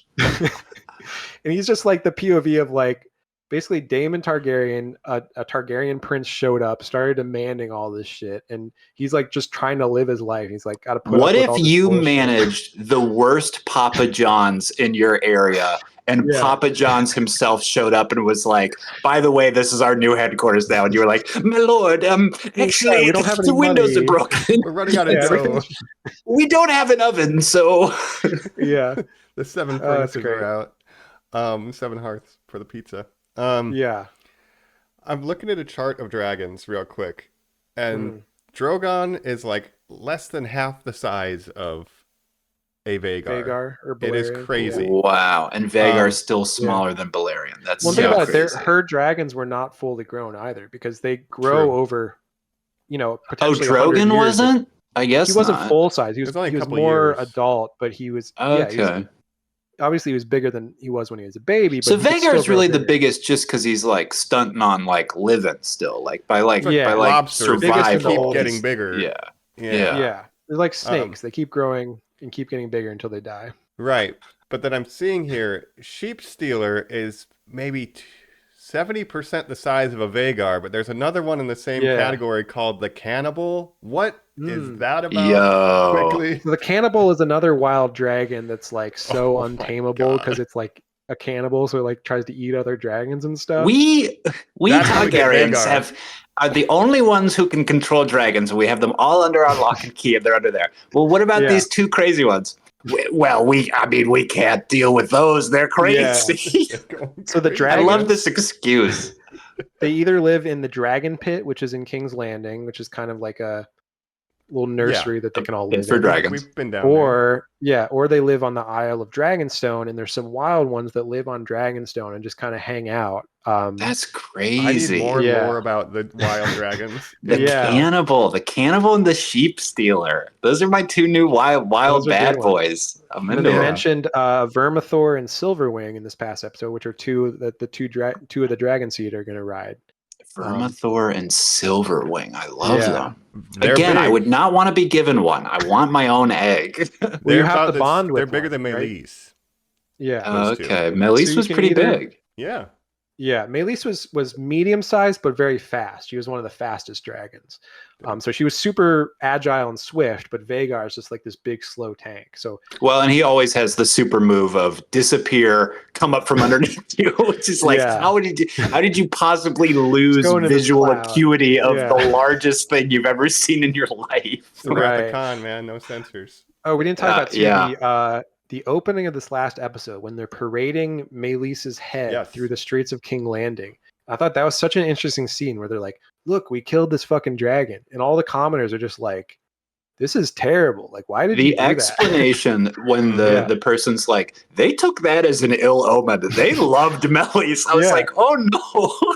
Well, it's like during Viserys they had peace. Now the Targaryens and these beautiful like airplanes would just like fly through the sky, and you're like a mud idiot, and you're like, oh, look at that, that's cool. And then they're like, it's dead. Rare magical beast. Like, oh no, that's like killing an endangered animal on Earth. Yeah, like parading its body. Melee's out of King's Landing during the coronation, and could have. And she could have ended it all. Burned them all. And Daemon's like, you should have. Right. So they've seen these dragons, like you said, Colin. They're like, you killed one of those? What the? Yeah. And you're saying the king did it? I'm upset. And also just knowing that. Where's he? Is he still normal? No. Is he in that box? Don't look under those blankets. Is he? What's that smell? That's just that Melee's head. Yeah. And think about the commoner's perspective. And I like that they're kind of showing these like just normal people in King's Landing, like hundreds of people. Like Kristen Cole's like, yeah, we took Rook's Rest, but we lost 900 men. Was it really worth it? Like I saw people on fire walking around. I heard you took Rook's Rest. Yes, at 900. Yeah, when he fires back with that. Or the guy who's like, my daughter's sick. Let's just leave. And they're like, we've ordered, but no one can leave. And they're like, oh, just let me get the fuck out people of here. People are starving in the city. You can't get out. Like there's rat catcher bodies hanging from the castle walls. It's like, will you cut down the fucking rat catchers? Yeah. Yeah. That was a very Joffrey-esque thing for Aegon to do. Like, let's hang these rat catchers. Yeah, it's all about. You can't remember one of them, then they all die. Right. They killed his son. He's upset, but yeah, again, we didn't talk about blood and cheese, which is a crazy scene in the books too. But we don't need to. Yeah, we don't have to touch on every single thing. But yeah, we love this show. Yeah, we'll see where it goes. I think it will be interesting to see if Daemon does kind of fall back in line, and how awkward it will be for him to have to work with her and Missaria. Like, you love your my old mistress. You have to listen to them. And just in our final thoughts here, I know it's weird to not keep these evergreen, but we've kind of woven in these past three, the Alkalite, the Boys, the Game of Thrones, that we're all watching them contemporaneously. I keep saying to you guys, and we've made it clear in those episodes too, the fear that I have, of the landing of those shows, of where, like listeners, we've been so positive on Acolyte. Just to cue you in, we're getting very nervous. So we don't. Yes. It hasn't ended yet. We're coming up on the end. I'm not positive how that's going to go. Boys, I'm not. I don't even care at this point. I know it's going to crash. I'm not worried about that. This one, scot-free every time. I have the most delightful viewing experience. I'm never worried about what I think's like. Oh, that when you say these book people are getting nervous and stuff, like I understand that because you're so invested in it. But this is my perfect level of investment where, like, I love the show. I like talking about it, but it doesn't consume me in any negative way. I just enjoy it. It's over. And then I'm like, next week's going to rule. Yeah, you're a show watcher, not a book reader, and you're not like a crazy stan. There's these crazy fandoms of certain characters that it's like the anti-woke Star Wars people where they're like, picking every single nitpick, minor detail. They're like, why'd they change this from the books? Why'd they change this? Ryan Condal's an idiot. I think Ryan Condal, the showrunner, is doing a great job so far. I like him more than Benioff and Weiss. I mean, obviously Benioff and Weiss ruined it in the end, but I think they still had some good stuff going on in the earlier seasons. But I think Ryan Condal may understand this world better than D&D, those guys, you know. And do you want to shout out Thor: The Dark World? He did the first and the big dragon fight. Alan Taylor, right? yes, he did. The last the big dragon fight episode 4. And he's a guy. Yeah, he did some classic episodes of Game of Thrones, like the battle, when Stannis invades King's Landing, that battle of the Blackwater Bay, right? Right. And so he's a classic Game of Thrones director who's gone on to do some not great movies like Thor: The Dark World. Premier Genesis, a movie we like. Yeah. I really like Miguel Sapochnik, if we're talking Game of Thrones directors. He's one he did some in season 1, and he's done a lot of classic Game of Thrones ones. But such a weird thing that we never touched on. Obviously, right after that pilot, we watched that first episode. Then they did about 2 more where Miguel Sapochnik was like, by the way, I quit. This is driving me crazy. Right. Yeah, I think he was just overworked, possibly. But Ryan Condal, the showrunner and head writer, was picked by George R. R. Martin specifically because he's like, this guy gets it. But that's also what he said about D&D early on. He's like, these guys get it. And then by the end, he's like, that's the thing with George R. R. Martin. He will, by the end of the show, be like, oh, they've changed too much. They're not even asking for my input anymore. And that's kind of how the end of Game of Thrones was, where he really distanced himself for that. So I don't think he's doing it too much with this show, but yeah, there are some changes from the books, and I will say, so I do agree with those book purists on some things, especially with Daemon. And like the first scene, the whole scene where he's going down on his mom in a dream sequence, that is a show only scene. That does not happen in the book. I liked it. It was crazy, man. So they're like, but these book people are like, Daemon would never do that. That's a line too far. It's like, wouldn't he? He's married to his niece. Yeah, everything he's done makes me think he would do that. Right. Yeah, but not book Daemon, I guess. He's so crazy. People, yeah. And these are mostly hardcore Team Black people who are like, they're making Team Green too likable. Like they're trying to humanize them. They're trying to make it both sides are equal. It's like, obviously Team Black was right the whole time. But it's like, the point of the shit. There's no drama. That's crazy. Yeah. I think Ryan Condal's doing a good job translating it to TV and doing a good job. Again, like Alicent is much more of a minor character in the books. It's really more Aegon versus Rhaenyra instead of Alicent versus Rhaenyra. But making it these 2 women that were childhood friends and then drifted apart because of different reasons, that's so much more interesting than Aegon and Rhaenyra, who barely have any scenes together in this show. So some changes are good. Yeah, I agree. And there's stuff like in original Game of Thrones, like Lady Stoneheart, which I haven't read it, but like that's a cool idea. And I'm bummed that it's not in there, but you know what? It's still a damn good show even without it. So like I'm okay. Yeah. Again, the Game of Thrones books get so divergent from where the show ends up. There's so many characters post season 4 that Benioff and Weiss were just like, let's cut this character. Let's change this. Let's combine these 2 characters. It's like, why are you doing all this? Like, you followed the books very closely, seasons 1 to 4, and those were the best seasons. So, I don't know. Danny forgot about, the Iron Fleet. Kind of forgot about the Iron Fleet. But I do want to shout out the knife that Aemon swiped off Aegon's body. That's the same one that Arya uses to kill the Night King. That's right. And it's the same so that thing's one working its way through history. Yes, it's the same one that Joffrey has in the beginning of the show that he gives to the person that tries to kill Bran in season 1. It's a Valyrian steel dagger with a dragon bone hilt, which means it's basically indestructible because dragon bone is like harder than steel but light. It's like carbon fiber kind of, where it's like dragon bone, and it's black. Dragon bones are black. And they're just it's super strong, lightweight material. So they make makes sense for hilts flight. of You'd things. Want to have lightweight bones. And Valyrian steel is like this super strong steel that is only made in the old Valyrian way. And that's why they get passed down like ice, which is Eddard Stark's sword and everything. So right. Anyways, I could talk for 3 more hours about details of A Song of Ice and Fire. I'll do one last point out that Game of Thrones, a lot of the conversation always came down to the gratuitous, not only of the violence, but of the nudity. I never feel that way in Hot D. We've seen, penises and all sorts of stuff this season, but it never feels gratuitous, and it never feels like an attack. So not the way some of The Boys has recently. That's for sure. Yeah, for sure, dude. For sure. The Boys is like basically trying to shock you and like seeing this is all we have. Yeah, right.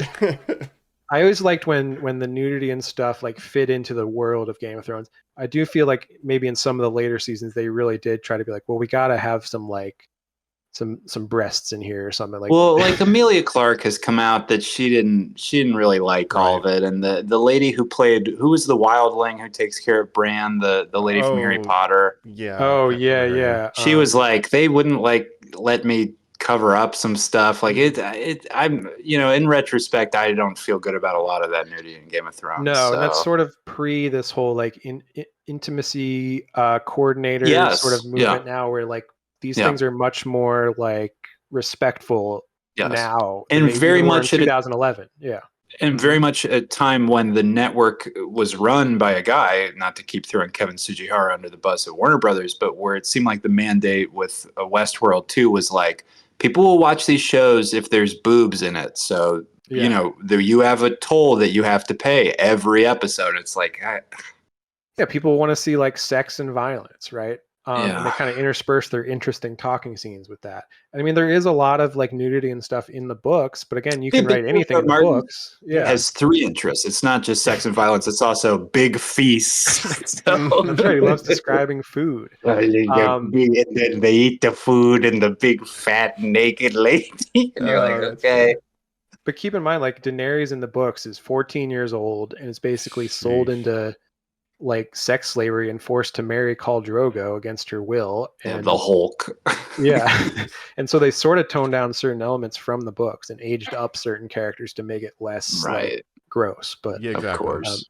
Yeah, I'm okay with it. Like, I haven't read the book. I understand it'll be there. Maybe I'd be pissed off if I read them, but it's all based on like real stuff. And it's like, this is like high fantasy, like kings and queens and royalty and all this stuff, and like it's a critique of monarchy, it's a critique of the patriarchy, and like that's what I like so much about it. I agree with that absolutely. One thought that crossed my mind, my final thing is, remember that era we were talking about, Game of Thrones and Walking Dead and kind of that era, Breaking Bad, and then there was after shows for everything. Dude. What an era. Like, let's make theories. Did Game of Thrones ever have one? Was there ever like Talking Thrones? Oh yeah, it was talking. I'm pretty sure it was called Talking Thrones. Yeah. Really? Yeah. With Chris Hardwick? Probably. I don't know if it was Chris Hardwick or just someone else, but yeah. And of course, there's 100 podcasts about it. Yeah. Oh, of course. But specifically on cable, they have an after show after each episode to have the cast break down this. They still do that. That's why it was called the Golden Age. But but we deserved it back then. You'd watch an episode of Mad Men and you'd be like, "Man, fuck, that was good." And then they'd be like, "You want to talk about it?" I'd be like, "I kind of do." Yes, I think the first golden age of television was the 2000s. So you had Sopranos, The Wire, different shows like that. Then the second golden age was Mad Men, Breaking Bad, Game of Thrones, Walking Dead. Early Walking Dead, That's like late 2000s to 2010s. Yeah. And now we're in the streaming post golden era. Now TV truly could not be worse. Yeah. And you know what? I actually want to say something real quick. This is, I swear to God, will be my final thought, but thank you for bringing this up. And to tie it back into those other shows that we keep talking about. There's a criticism now that is stolen from anime where people use the term filler episode, where they say this term, and because TV has gotten so precise in that we talked about the episode length getting cut down. So it used to be that you'd get these 24 episode seasons and they just play out, and their stuff was so much slower. Now, because stuff is so much more condensed and it's so much more precise, you have to fill this stuff out more, but you still get these instances where there's these one or two where somebody goes like, well, you didn't even have to watch the episode. It's just a total filler episode.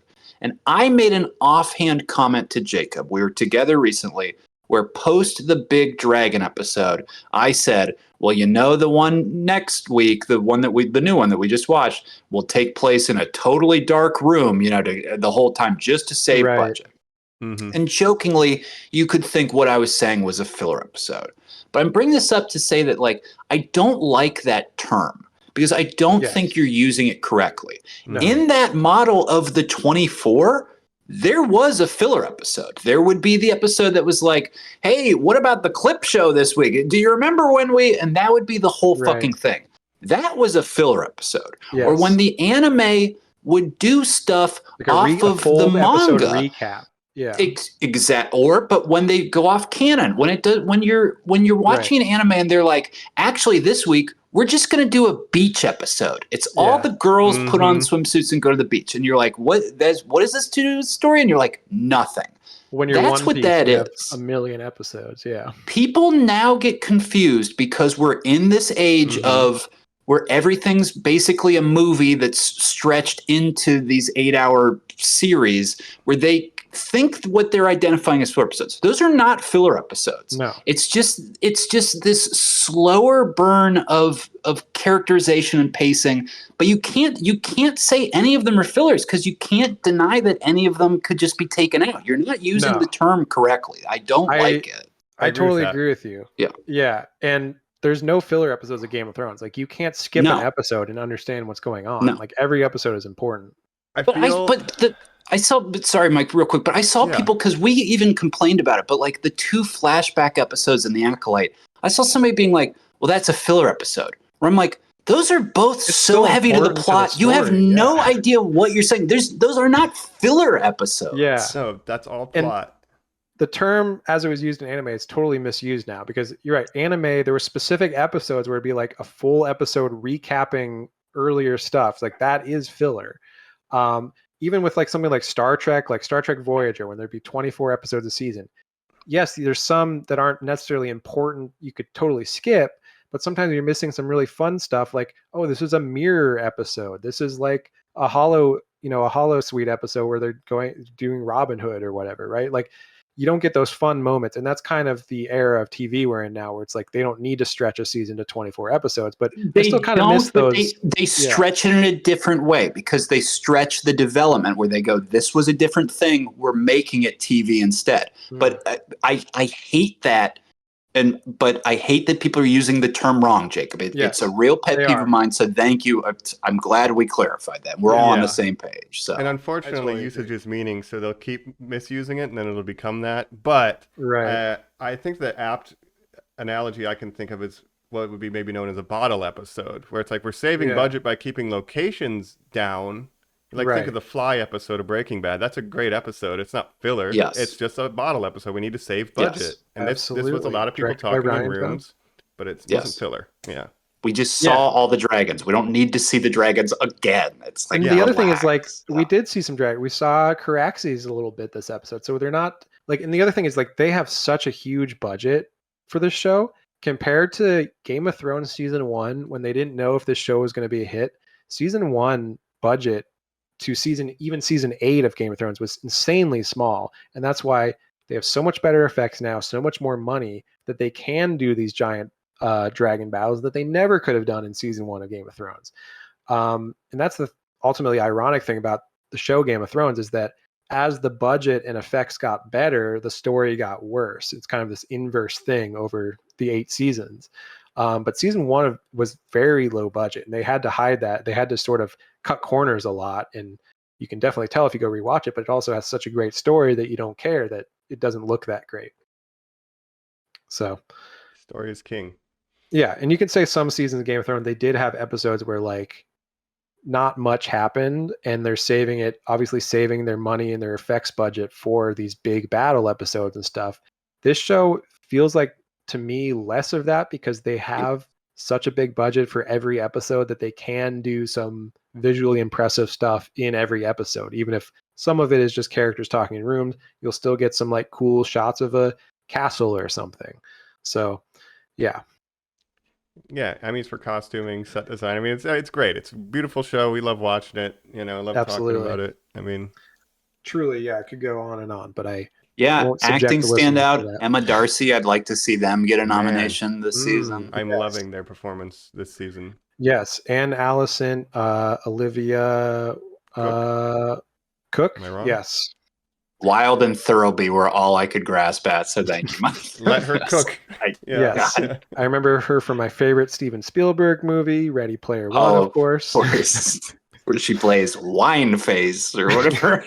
Yeah. Oh, I'm so ugly. I have a birthmark on my face. But yeah, great cast across the board. I'm liking seeing more of the younger characters getting more development again. Like we got a lot of Aegon and Aemond already. Now we're seeing some of the young Team Black characters, like I mentioned. Jace is becoming more interesting. Bela, she had some scenes like with Corlys where he's like, "You should be my heir." And she's like, "You know what? I'm more really of a Targaryen than a Valyrian. I'm fire and blood, not sea and salt. Salt and water. Yeah, fuck your shit." Yeah. Convinces him to be the hand, though, or consider it at least. Yeah, that's an interesting development too. And Corlys, he's my least favorite actor, but I like his story, I guess. So yeah, I like it. He hasn't had a ton to do this season. He's got a lot going on. You know, his wife just died and stuff. He's kind of having a crisis of like, all my family is dying. What's going on? But yeah, I could see him standing next to Rhaenyra, being like, "Hey, other dudes, shut the fuck up and listen to her." Like, it would be good for her to have an ally like that on the council. So. Oh yeah. Absolutely. Also, look at my big bastard. He's a fucking gigantic. So he's gonna ride the. It's cannibal. a weird thing to think about because he's gonna ride the cannibal. Hell yeah. Rhaenys and Corlys kind of only allied with Rhaenyra out of like necessity. Right. Remember, they kind of hated Rhaenyra early on because they think that she had their son killed, Laenor Velaryon, who really she used to fake like a different person and just burned the body and stuff, and he kind of escaped. But they think that she had her and Daemon had that guy killed. But they're all a big happy family. Twisted web we weave. Yeah, you know. They're all related and married to each other at the same time. That's what we love about them. Well, what a tapestry of just this huge family web. Thank you, Jacob, for spelling it out for us. Normies. Yes. Hit us up at normies_like_us. Rate, review, subscribe there. But if you have questions, if you're like, oh, I kind of understood that, or maybe if you didn't, hit us up. Jacob will answer those. We'll talk about it. We'd love to keep talking about this weird family tree. I don't know everything, but it's definitely a franchise that I love to dive into the overarching world building and details. And you hear all that complexity. You'd certainly never be able to call that man a lazy writer, like a certain maniac I'm going to call out who I know who's not listening to this, but I will get back to you. I love you, but what a maniac taken position to call anyone who would develop all these things lazy.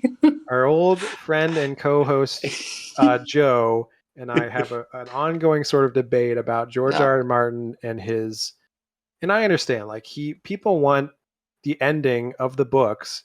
It's been 13 years since A Dance with Dragons, the 5th book in A Song of Ice and Fire, came out. The Winds of Winter is the 6th book that he's been writing for the last 13 years. And people want it, and that's understandable. But my take is that it's his books. He wrote them. Like, he doesn't really owe fans anything. Like, if he never finishes it, then that's just the way it goes. No, and I believe, that writer's block exists. That I'll say in any position, if you're a mathematician, you can just wake up one day and be like, these formulas don't make sense anymore, and it is scary and it sucks. Like, anything that has to like draw on your mental power can go away. And that is the thing of it. He estimates that he's 75% done with Winds of Winter, but he's stuck on, and it's really the Daenerys stuff in Essos. It's so complicated now. He's trying to wrap that up in a way that makes sense, and her move into Westeros, right? In a way that's a little bit maybe better than the ending of Game of Thrones. Like, he obviously doesn't want a repeat of that where people hated it. So. Like, more noteworthy writers than him have used Deus Ex Machinas since the dawn of storytelling. You think at one point he would be like, you know what? They'll fucking cut me a break if I just write. And then she appeared on her dragon and the other country. Just like get going. Like, just like, I swear, if you write past that part, I feel like he'll be like, you know what? I fucking like doing this again. This is good. So I don't know, man. I think that's the thing with him, is he's such a perfectionist that he would rather never finish the ending than put out an ending that people consider mediocre or bad. Right. So he's truly like, if it never gets done, he's also against, like, if he dies, he doesn't want someone else to come in and like take his notes and finish the book. Like, he's very against that. He's like, if I die, then I die. It's mine. Yeah. That's life, unfortunately. It's like there's a lot of stories that have gone unfinished. So yeah. But again, if you think he wrote the first 3 books in a period of 6 years in the 90s, it's crazy. Arguably the 3 best books. And then the 4th book was like 5 years later, and then 6 years after that was the 5th fifth book, and then it's been 13 years and no sixth book. And it's a 7-book series, so there's another book after this. So I think my take is that Winds of Winter will come out, but that 7th book, I don't know if that's getting made. He's 75 years old. Well, I mean, he could be president for another 10 years. That's right. That's right. Plenty of time to write another book. He's 6 years younger than Biden. Oh man. Well, anyways, see. Yeah, we will. Like we said, write in, subscribe, hit us up at YouTube. Watch all these YouTube videos we recommended. Look up the weird sizes of these dragons. We like that too. But otherwise, I will say, one last thing in my research and just in my interest in like learning about the world, I use the wiki of Ice and Fire a lot. It's a great resource if you're ever interested in just looking random stuff up. Who's this character from 100 years ago? I can get lost on that thing. So I will click on a guy where they're like, this is Tom Raveneye, and I'll be like, you got it. And I'll just like for the rest of the day be like, okay, I'm learning about this dude. You got it, my man. You just got to be careful with spoilers, because if you get too into the lineage of Targaryens, you're going to spoil the end of this House of Dragons. I'm just telling you right now. So be very careful about that if you care about that. Yeah, sure. Good disclaimer. Yeah. Cool. Well, thanks for dragon riding with us, listeners. Absolutely. Wow. All the way to High Valyrian. Live in your house. Right. Yeah, this is Colin-less. Christian, Mike Cole, Hand to the King. And this is Dracarys Targaryen, the Dragon Knight, the Bloodworm. Well, Dracarys, that like button. Catch you later, Normies. Dracarys. Thanks, Normies.